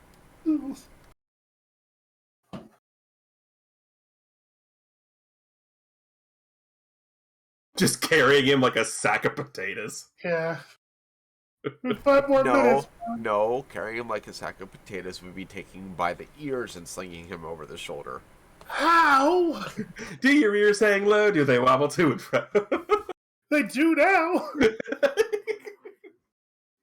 Okay. So we have a passed out Wabbit over the shoulders of the Vidalkin. All right, cool. So Razad's going to take a moment to investigate the room now that we've cleared the... It's exactly as I described it. No, okay. Well, that was fun. Some rooms are just here to kill you. All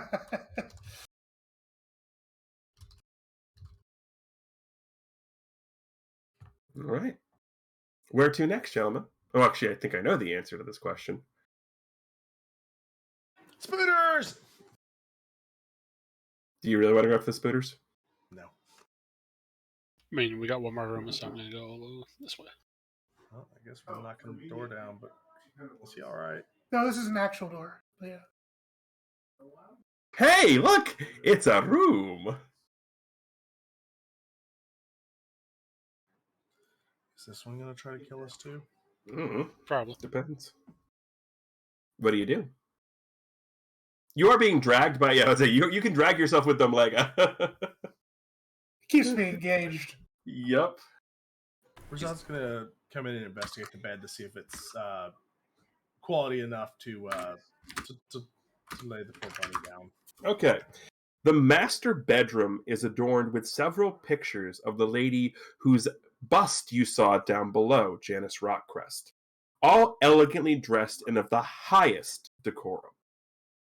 There is a chest at the end of the long, opulent, fluffy bed, which is immaculately made.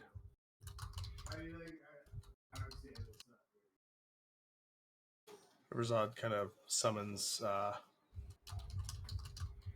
to lay Dovin down in the bed.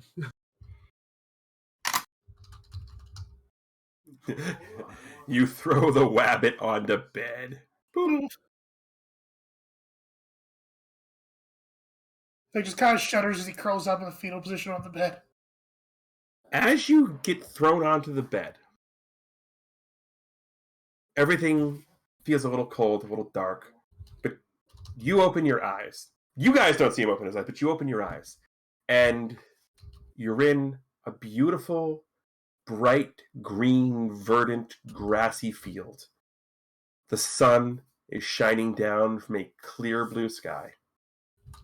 In the distance, in the field, are two targets.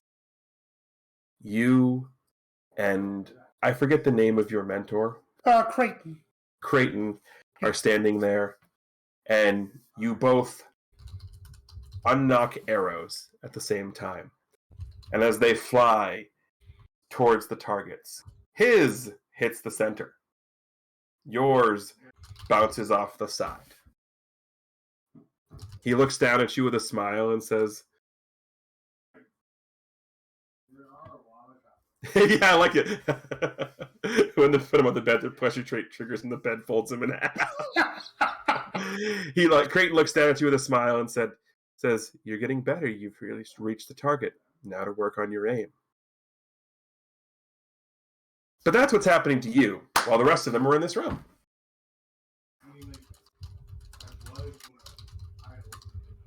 What do the rest of you do?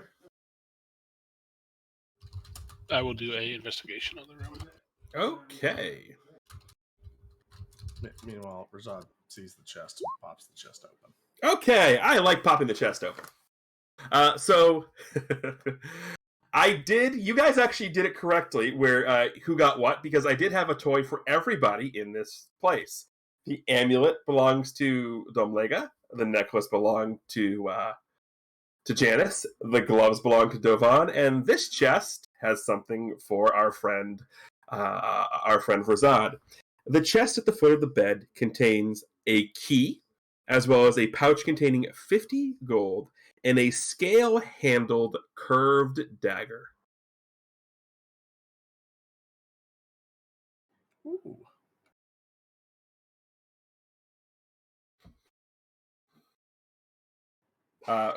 Arcana to check on the dagger, I'm assuming. Yeah, absolutely. It is a dagger of venom. I like this. Yes. It's most commonly you with that Arcana check. You also know you've seen this, you've heard of these before in your traipses through the Feywild. These aren't things to come by to be taken lightly. Usually, they're used as part of rituals, mostly ritual sacrifices. But yes, if you go ahead and add a dagger of venom to your sheath, you certainly Doing can. so. What?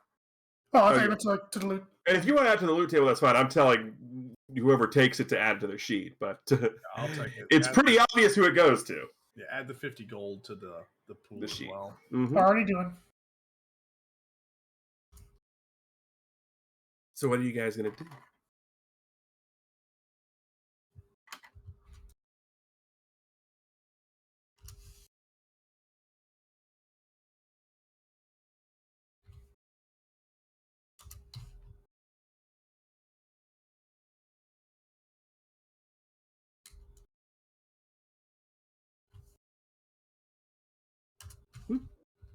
So yeah, you're all in this bedroom, master bedroom. What y'all doing?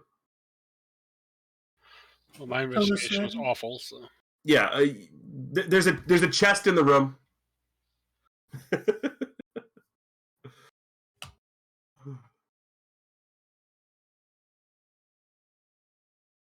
But you did find you did, like I said, you found the 50 gold, the dagger, and a key. Wait, what? And a key. Yes. I pick up a key. A key. Like a key. No, I know what you're talking about. I'm just excited. Exactly, a key. can we do a perception check anymore to like threaten this room, or if we can take a rest here to let Devon recover? You certainly can.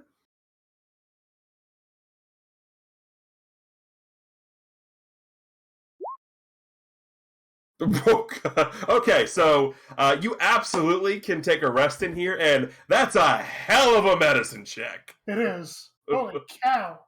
Okay, normally I would say just that would stabilize you, everything would be fine.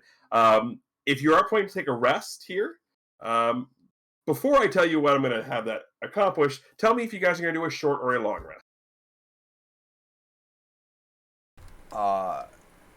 Character-wise, Domlega wouldn't let him take a long rest. It's a Okay. dangerous place. All right. Yeah. So, with how a short rest works when it comes to healing is, as level 3 characters, you have 3 hit die.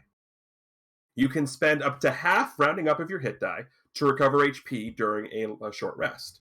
Those don't recover until long rests happen. But with that absolutely ridiculous medicine check, I'm going to double the amount of die you get. So if you spend 1 hit die, you roll 2. If you spend 2 die, you roll 4. Because that's a crit. I want to reward the crit. So what does that do for me, though, being unconscious and cursed? Does that mean I never said you were cursed. I mean, you basically, your max HP is that. Right, So that's what I mean. Yeah, that doesn't go away into a long rest. But because of the crit medicine check, basically he's helping you heal. Okay. So I you still can roll the basically hit dice to heal. you can still spend the hit dice and roll them to heal. You just you have a much lower maximum HP right now. Right. So spending the hit dice, how does that work? We spend them, we can't use them to go into a long rest? Correct. And your hit die is basically the same size die you roll for HP. So I think a lot of you have D10s. Yeah. And the sorcerer has a D6. I have a D6. And you said we have 3 dice? Yep. You get 1 hit die every time you level up. Okay, so I will roll 1 dice. All right, so roll a D6. Trying to find my hit dice first on this sheet, but I don't see them. Your hit die are going to be on your abilities page where you would adjust your HP. But if you take a look, where's the button? There's a button. That's There's a not, heal button. But... That's not the button I wanted. Let me find. There is a way to do it. Let me find it. If you click on short rest, it'll let you do it. Oh yeah, up top, the short rest button. Oh, nuts! There it is. Okay. Yep. So double it. So you just need to go figure out whatever your HP was at, and then double it whatever the increased number is. Right. So if you're going to short rest and roll 2, then just roll another 2 out. So Dark, you can go ahead and heal 2 HP. So it wouldn't be 4 then? No. The medicine check was for Dovan. Ah, gotcha. Yeah. So that's 1d10. Okay, which means if I do 2, I'll heal up to full. Because my full is 9 anyway. So. Okay, yeah. So you're back up to your 9 HP maximum.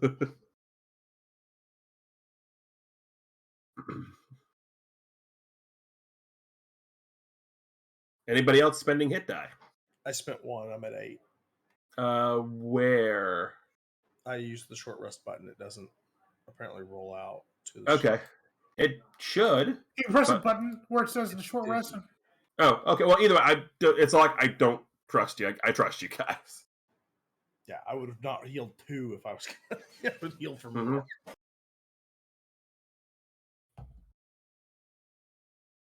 Yep.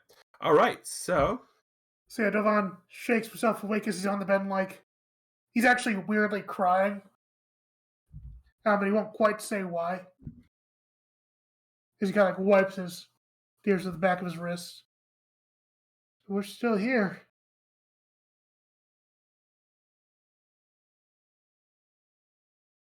Did we get him? You may risk how usually the ghosts are gone. Well, for now. Thanks. Sorry I was dead weight there. Oh, it happens. We do have a key, though. you And a do. locked door. You do have a We lot. should probably open that door then and see if we can settle this. Well, The sooner we get out of here, the I'm better. going to spoil you a little bit. You don't have to go out because there's also a door in this room.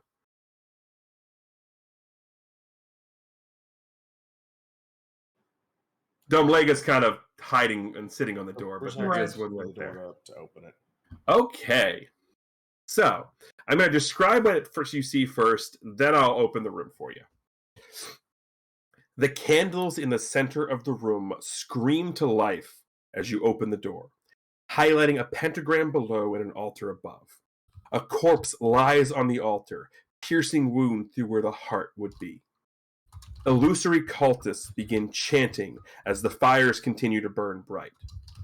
The corpse rises from the altar and screeches in your direction, the stench of death hanging in the air.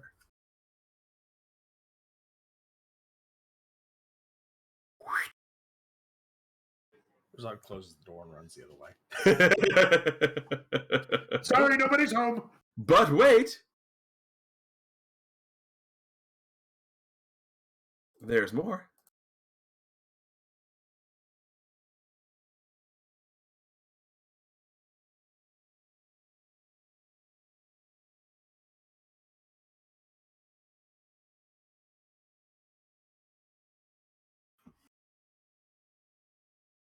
But wait, there's door. I mean, Nora is still traumatized from doors. Stupid doors. So, you see all that as you open the door. What do you do?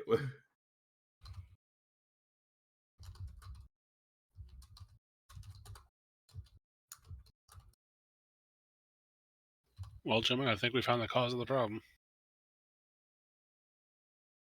We need to settle this. I can probably reach our closest cultist from here with a spell. Can we tell what they're doing? They're chanting. Yeah, but they're clearly like doing some sort of a ritual. Can we try to identify what the ritual is at all? Or not be familiar to any of us? One of you may have a chance? Like, the cleric is probably the only one who might know. Right? What would be rolling to find out? It would be a religion check. Well, I do have +1 to religion, so I'll try it. Yeah, it's a ritual. Probably a ritual sacrifice of some sort. Yeah, definitely a ritual sacrifice of some sort.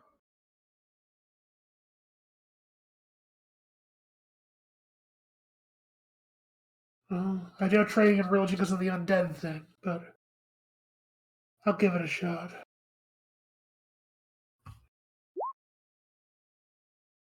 This, with a pentagram, the circle of candles, the chanting, the sacrifice on the altar, this was a summoning ritual that went wrong.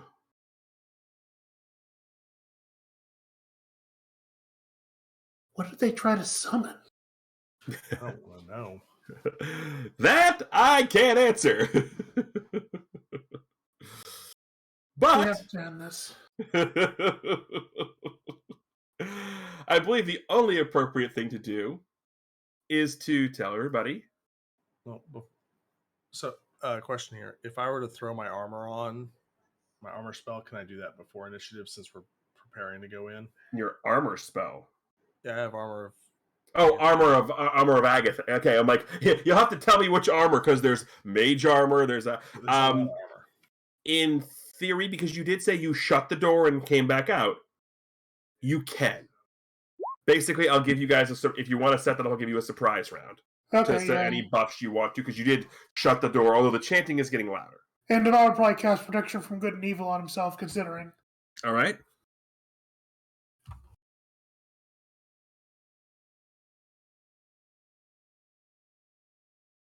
Anybody else, or am I rolling initiatives?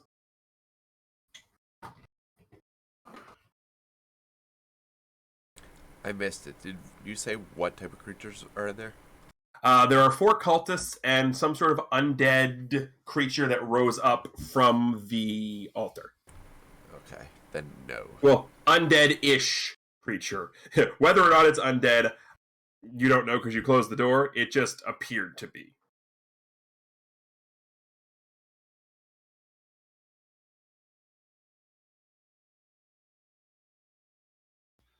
So before we enter, should we try to pick off the one that closest to us before we go on to initiative? Oh, we had one action, so. Yeah, basically, yeah. As soon as you open the door, initiative is going to start. So this is basically your surprise round to, if you want to put any buff spells on yourself, you can.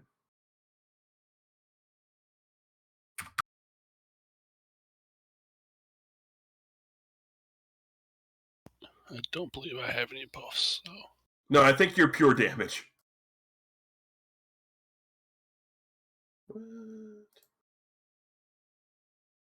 I've just seen how Teach is rolling, and I wanted 5 more bonus hit points.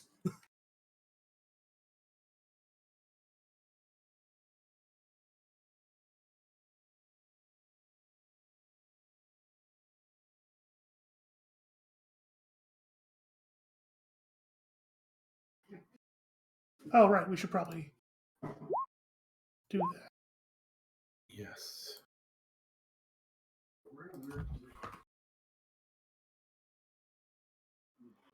And I just need Janice's initiative, and we're good. Oh, sorry, one sec. Nope, that's fine. Everybody rolling good on the initiative. This is where it matters. Yeah, you're not wrong.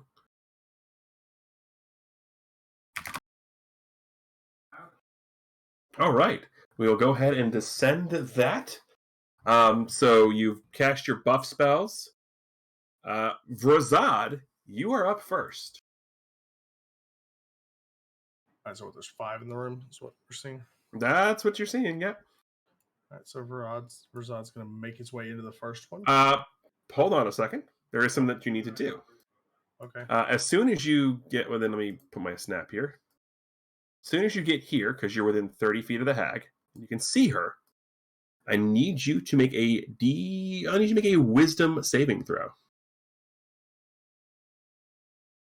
Do you get any? Well, you're fine. You are not frightened of her horrific appearance.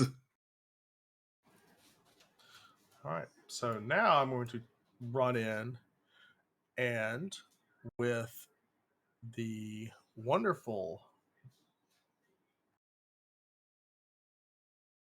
booming blade, we're going to do some carnage. I prefer venom. Yeah. Okay. You hit. He did carnage with the dagger of venom. Alrighty, and I have to. Oh, And then I also have to roll booming blade. Well, hold. Hold. No, you don't, because you just absolutely wreck this thing. They're squishy. Those are.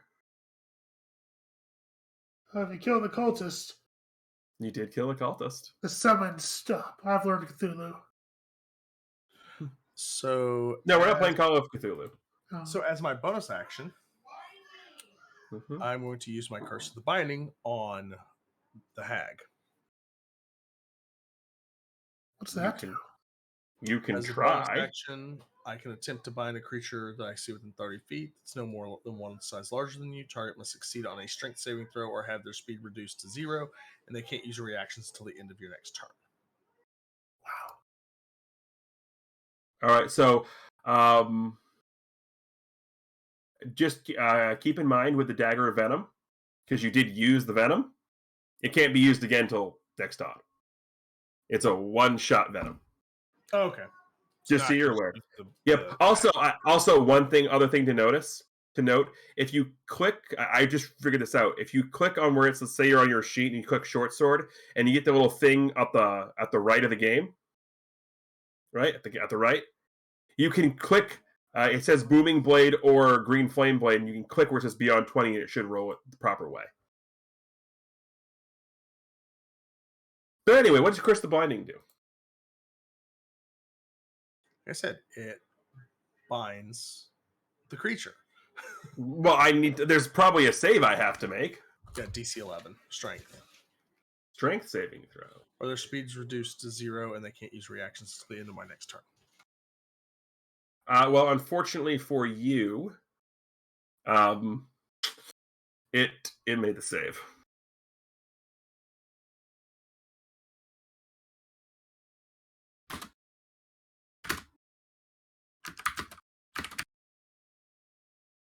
That means it is Dom Lega's turn.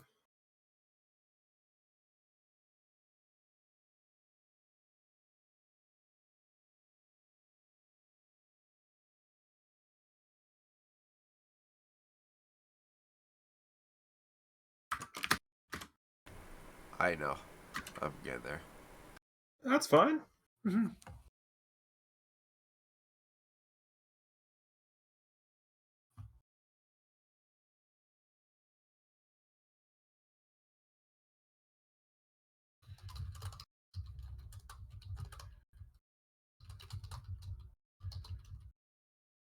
Okay, since Janice and Dovan are right next to me, Mm-hmm. I'm going to use heroism on them. Ooh. And I'm going to try to make it through this. A willing creature you touch is imbued with bravery. Until the spell ends, which is up to 1 minute, the creature is immune to being frightened and gains temporary hit points equal to your spellcasting ability modifier at the start of each of its turns, which my modifier is 2. When the spell ends, the target loses any remaining temporary hit points from the spell. I am using it as a level 2 spell, so I can target 1 additional creature above the first, so that's 2 creatures. The most important part of that is the immunity to being frightened. Which I already might have. You would get... Yeah, but I mean... That's good you're still spending it, yeah. Oh, yeah, you have no idea how good that is. Yes.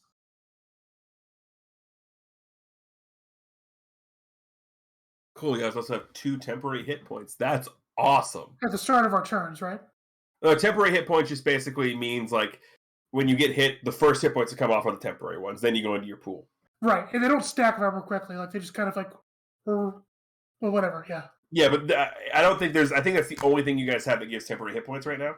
Yeah. Well, My shield. Razad has Armor of Agathis, or whatever the heck it is.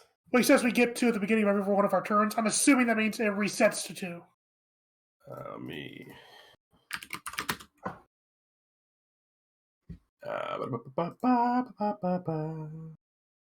Yep, at the start of each of its turns. Yep. Okay. Mm-hmm. Thank you very much, Tomlin. Right. So it is... And by the way, he just stands there because it is a concentration spell. Yep. All right. It is this guy's turn, and he is going to go move. You see him move here, and then come after you, Frazad.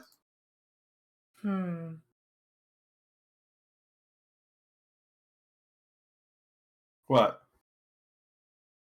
No, just that very specific shimmy he did. Yes, that very specific shimmy he did. That very specific shimmy. And he is going to attack you with the scimitar that he has, as he is still chanting for what it's worth. An 11 misses. Yeah. So it doesn't trigger the armor. Correct? Let me look.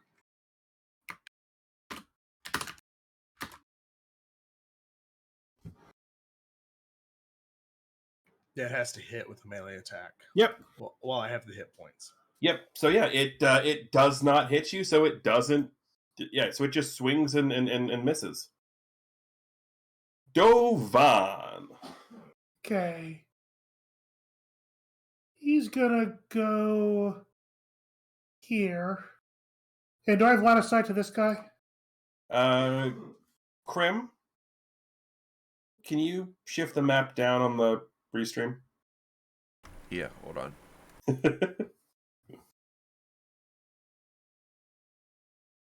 Yes, from the door you would have line of sight. Okay, good. So I can make a shot.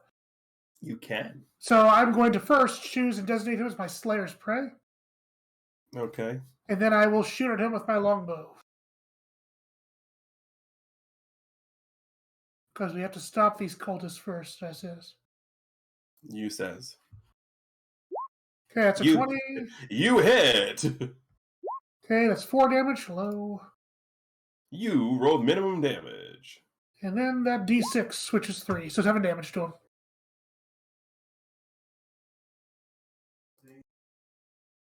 You don't kill him. But you do. I'm going. Did you stick an arrow in him? Can I still do that free action thing to see what I can identify about this thing, or no?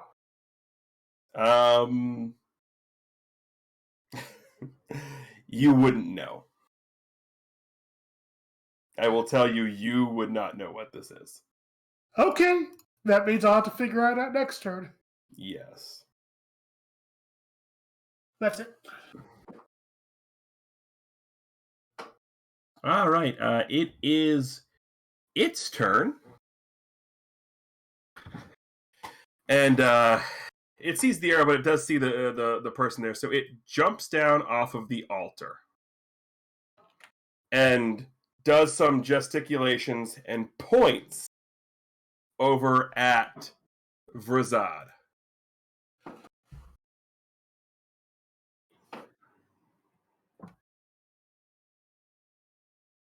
And I am going to need you to make a wisdom saving throw as this... Let me see that real quick. Okay. You fail. Oh. Shocking, my wisdom's like -2. Yeah. It is -2. So this twisted crown of jagged iron appears over your head. And your eyes begin to glow with a red madness anger. You know what this is, because you've dealt with this before with fey creatures, but you can't say anything. And you hear in your head, kill the rabbit. It used Crown of Madness. So the charmed target, which is you, or do you have any advantages against charm before I do anything else? I think so, actually. I have advantage against being charmed and magic. Okay, then roll that with advantage. So make another roll. Ooh.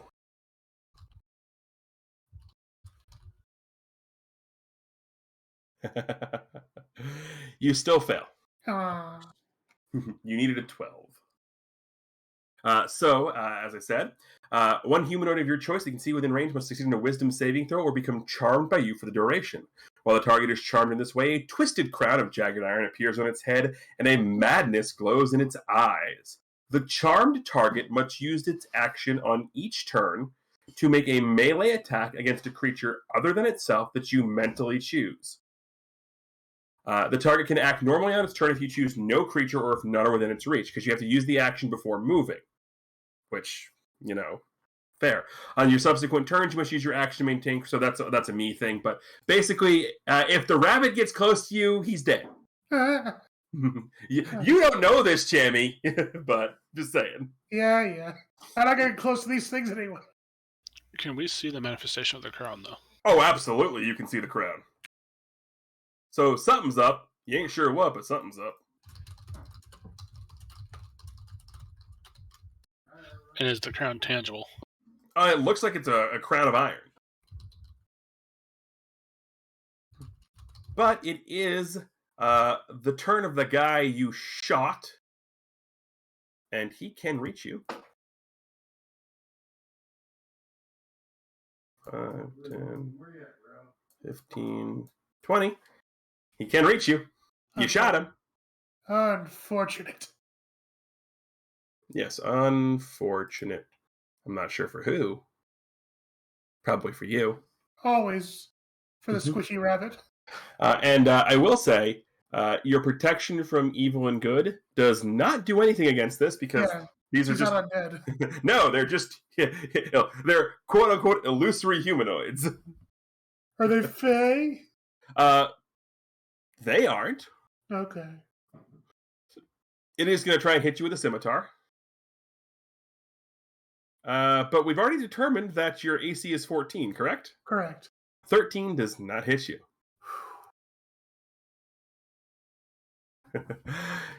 Janice!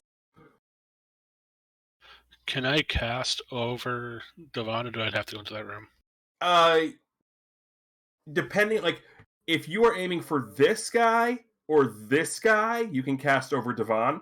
If you're aiming for anything else in the room, you have to enter the room.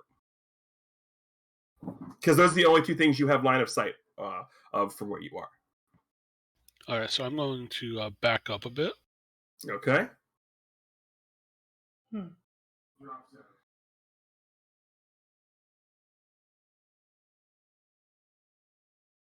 I'm going to cast Chaos Bolt on the lower of the two.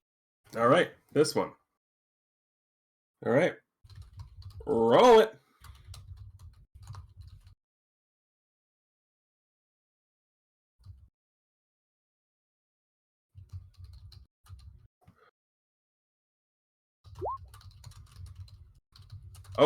Oh, you absolutely wreck this. Like, you hit it and it just explodes. Like, it crackles with the thunder energy that comes out of your hand and just explodes into itty-bitty illusory pieces.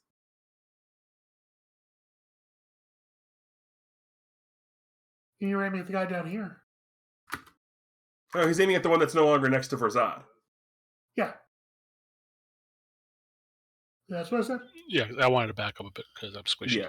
Yeah. It is the last... Like, everybody in this counter rolled double digits for their initiative. That's insane. It is this guy's turn, and he can only go... Gonna stand right here.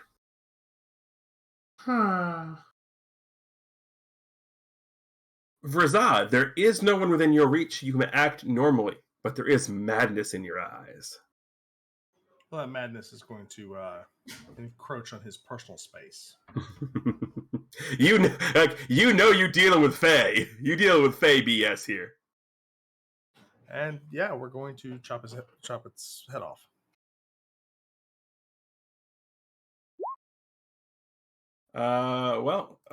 With a 13, you're not.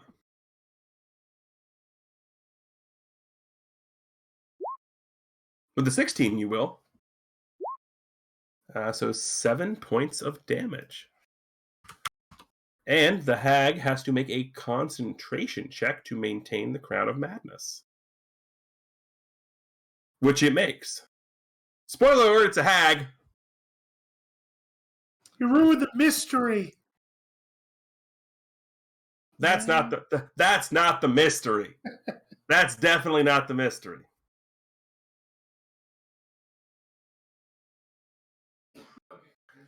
But it is Dumblega's turn. He's still just concentrating. Okay. Just maintaining the heroism. All right, Devon. Concentration's a full action for that stuff?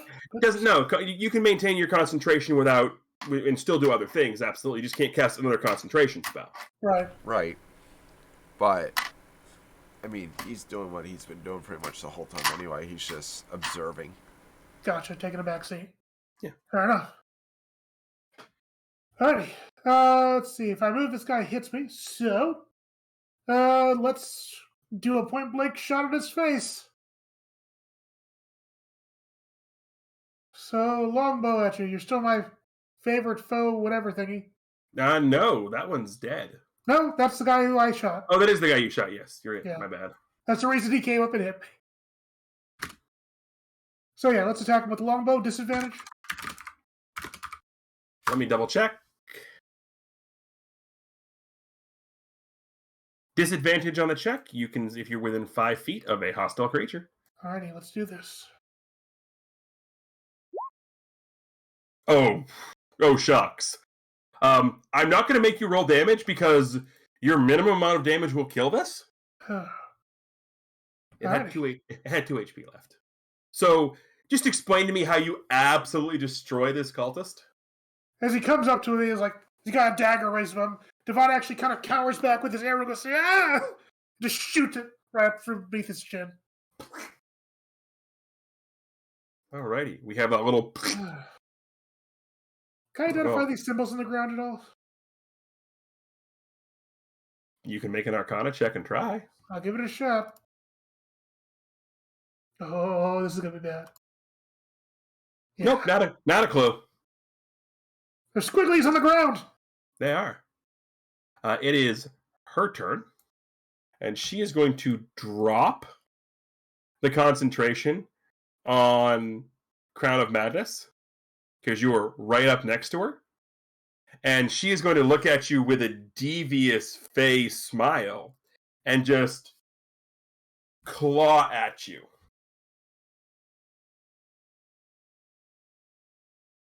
But a 10 is going to miss. You have this cool armor, and you can't do anything with it because I can't hit you. Also okay with this. No, apparently I got all my good rolling in with the specters who decided they like the taste of bunny. Can't blame them. Fried rabbit's delicious. You know, you'd think I would say that living up here. Right. Anyway, it is Janice's turn. Okay, I am going to take a step into the room. Yes, you are. Be careful of the squigglies. You have line of I'm sight. aware. Do I need to do wisdom save? Nope. Because of the heroism spell and your immunity to being frightened, you do not have to make the wisdom save. All right. I will target the cultist, and I'm going to use a chaos bolt on it. Okay. Oh shoot! I didn't roll for my. Oh, your wild magic surge. That's right. So yeah, roll a d20. It's still a 1 right now. For the first one, so just don't roll a 1. He's good at that. Mm-hmm. We're good. So you're good. It now moves up to 1 and 2. All right. So go ahead and attack with Chaos Bolt.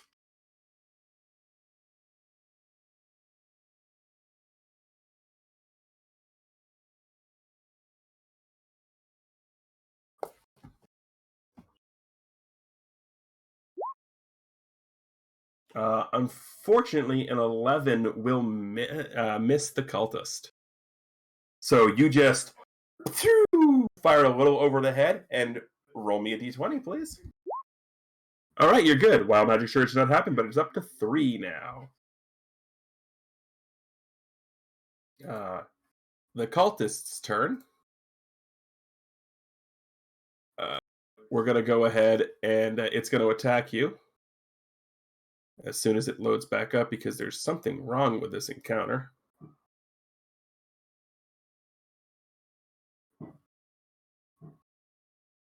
All right, it's going to try and attack you, and it's going to miss horribly. Like, horribly, like, horribly to the point where you have advantage if you want to attack it because it rolled a natural 1, horribly. Oh, boy. I'm a big fan of throwing, bad things happening on nat ones. Me or Razan? Oh, yeah, I'm absolutely going after this thing. Yeah, it wrecked it completely missed Razad. Like, it had no reason to move because Razad's Okay, so you nat 1 and then you crit. Well, the crit counts. Yes, because of advantage. So the venom doesn't happen. Right. But go ahead and just tell me how you wreck this thing's face.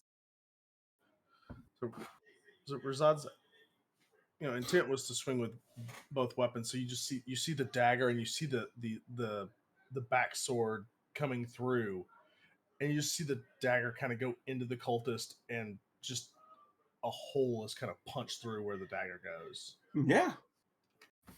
And then the other sword comes through and just chops it in half. Just okay.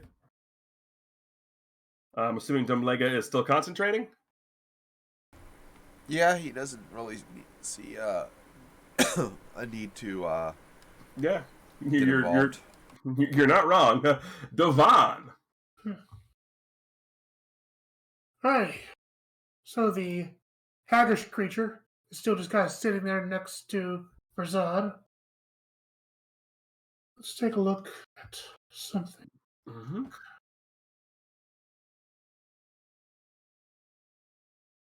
I will give you guys credit. I will tell you this, that by making the first saving throw and the immunity to being frightened, you did take away a good portion of what would have made this encounter a lot more difficult. Oh, okay. That and rolling like champ on her damage has done the other half. Yes, but this particular hag has a thing where if you're frightened, it can use Death Stare, which if you fail the save, just drops you to 0 HP. Ew. That's part of why I gave you all the It's protection the from good, combo. right, but that's kind of why I gave you the protection from evil and good scrolls to see if you were going to use them. You did, so hey, more power to you. You used what you had, you got through that, but that's what makes this a difficult encounter, is that ability. Right.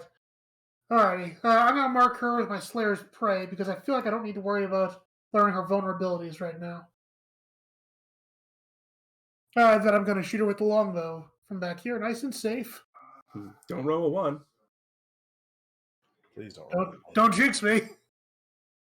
I mean, it is Nora character and long range weaponry. 17. 17 will hit. Alrighty. And damage, and then Slayers. So that's 8 damage total. All right, -8. You put one in her shoulder. It is her turn. She's really angry now, but doesn't have any actual damaging spells. It's all like, so she's just gonna reach out and try and claw at you again. Oh, that'll hit. I assume a 24 hits you. A little bit. Okay. She is going to go ahead and deal you 12 points of slashing damage. Oh my. But I know you have at least 5 temporary hit points. Am I wrong? Nora? Yeah, I'm sitting at 5. I'm sitting at 1. Anything else happen? She takes 5 damage? Yep. I'm not gonna take the damage until you tell me.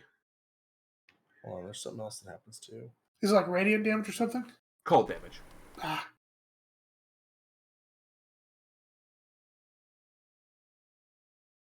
No, it just takes cold damage. Mm-hmm. Yeah, and now the hit points are gone, so you don't have the thing anymore.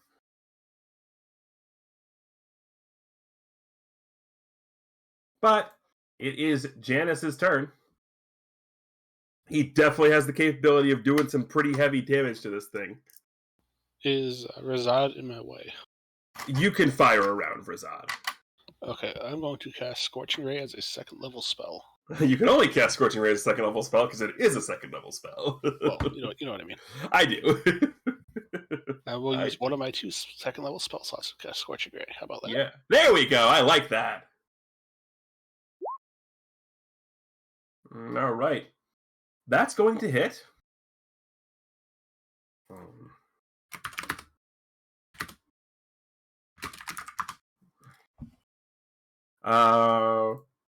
Make 2 more attacks because you get 3 rays. 3? You create 3 rays of fire and hurl them at targets within range. You can hurl them at one target or several. Make a ranged spell attack for each ray. Wowzers.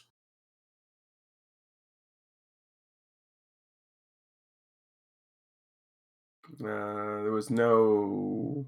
Need to do the attack roll again, I think. Yep, that was just a damage roll. Okay, apparently we like 17 and 7 here. That's 3 times. That almost feels... That feels weird. It does. Roll 1 more to hit. It's not letting me. Unclick the box next to your name and do it again. Or next to the spell slot box. Just unclick it. There it is. The 12 will miss. The other 2 will hit. And then unclick the box again because you only used 1 spell. Okay. So she will take 14 points of fire damage. And go ahead and roll me a d20 for the Wild Magic Surge.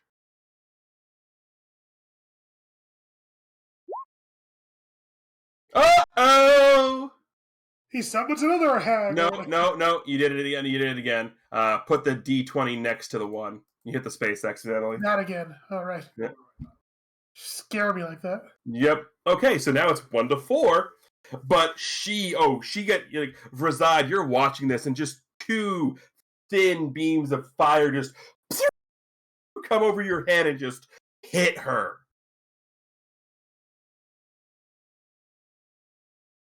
It's your turn.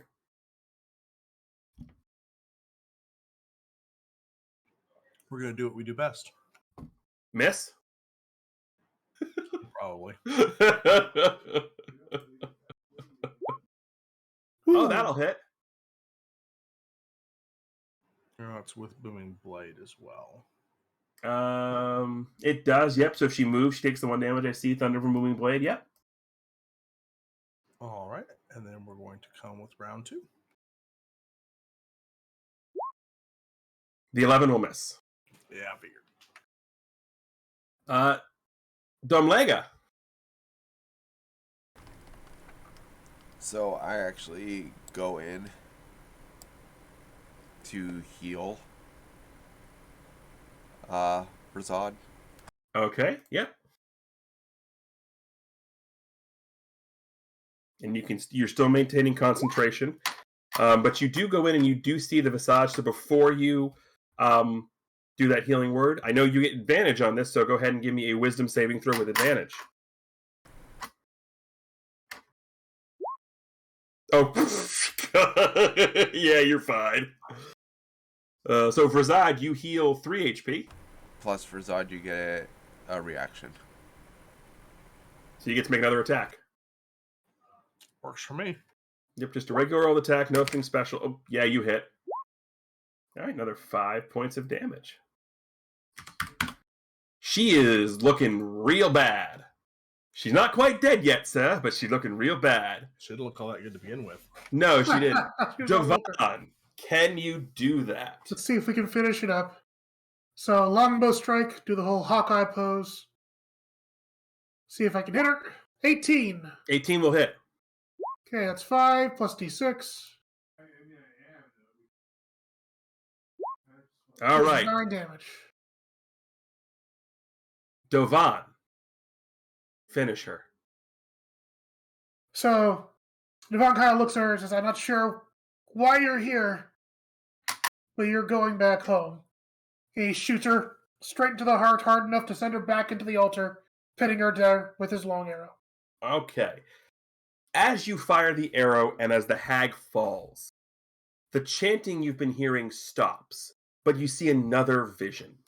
You see more cultists appear. You see what appears to be the woman you've been seeing in the pictures, Janice Rockcrest, holding a dagger over the body of somebody on this altar. As she goes to bring the dagger down, tears in her eyes, the figure on the altar reaches up and grabs Janice by the throat, lifting her up. The person on the altar sits up. Make me an insight check. Everyone can if you want to. Oh dear. Nope. Vrazad, Domlega will both get this.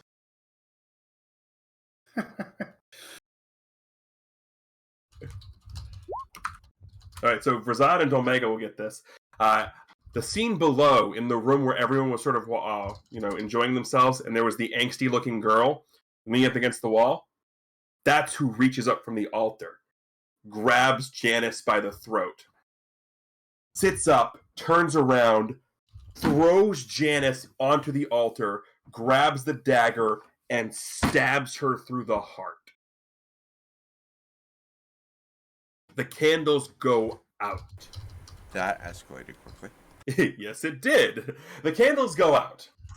You don't see what happens next. You just hear terrified screams of everybody in the house as whatever the heck this is goes to town.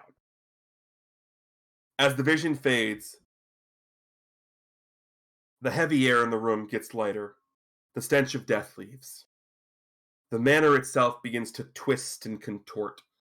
And all of the hauntings and things seem to go away as it seems to contort itself into a much more normal-looking, lived-in manor. You see pictures of Duda around in this room. The summoning circle is gone, and this just appears to be like a room with eccentric pieces of art in it. And as this happens, you all look out the windows. You can see.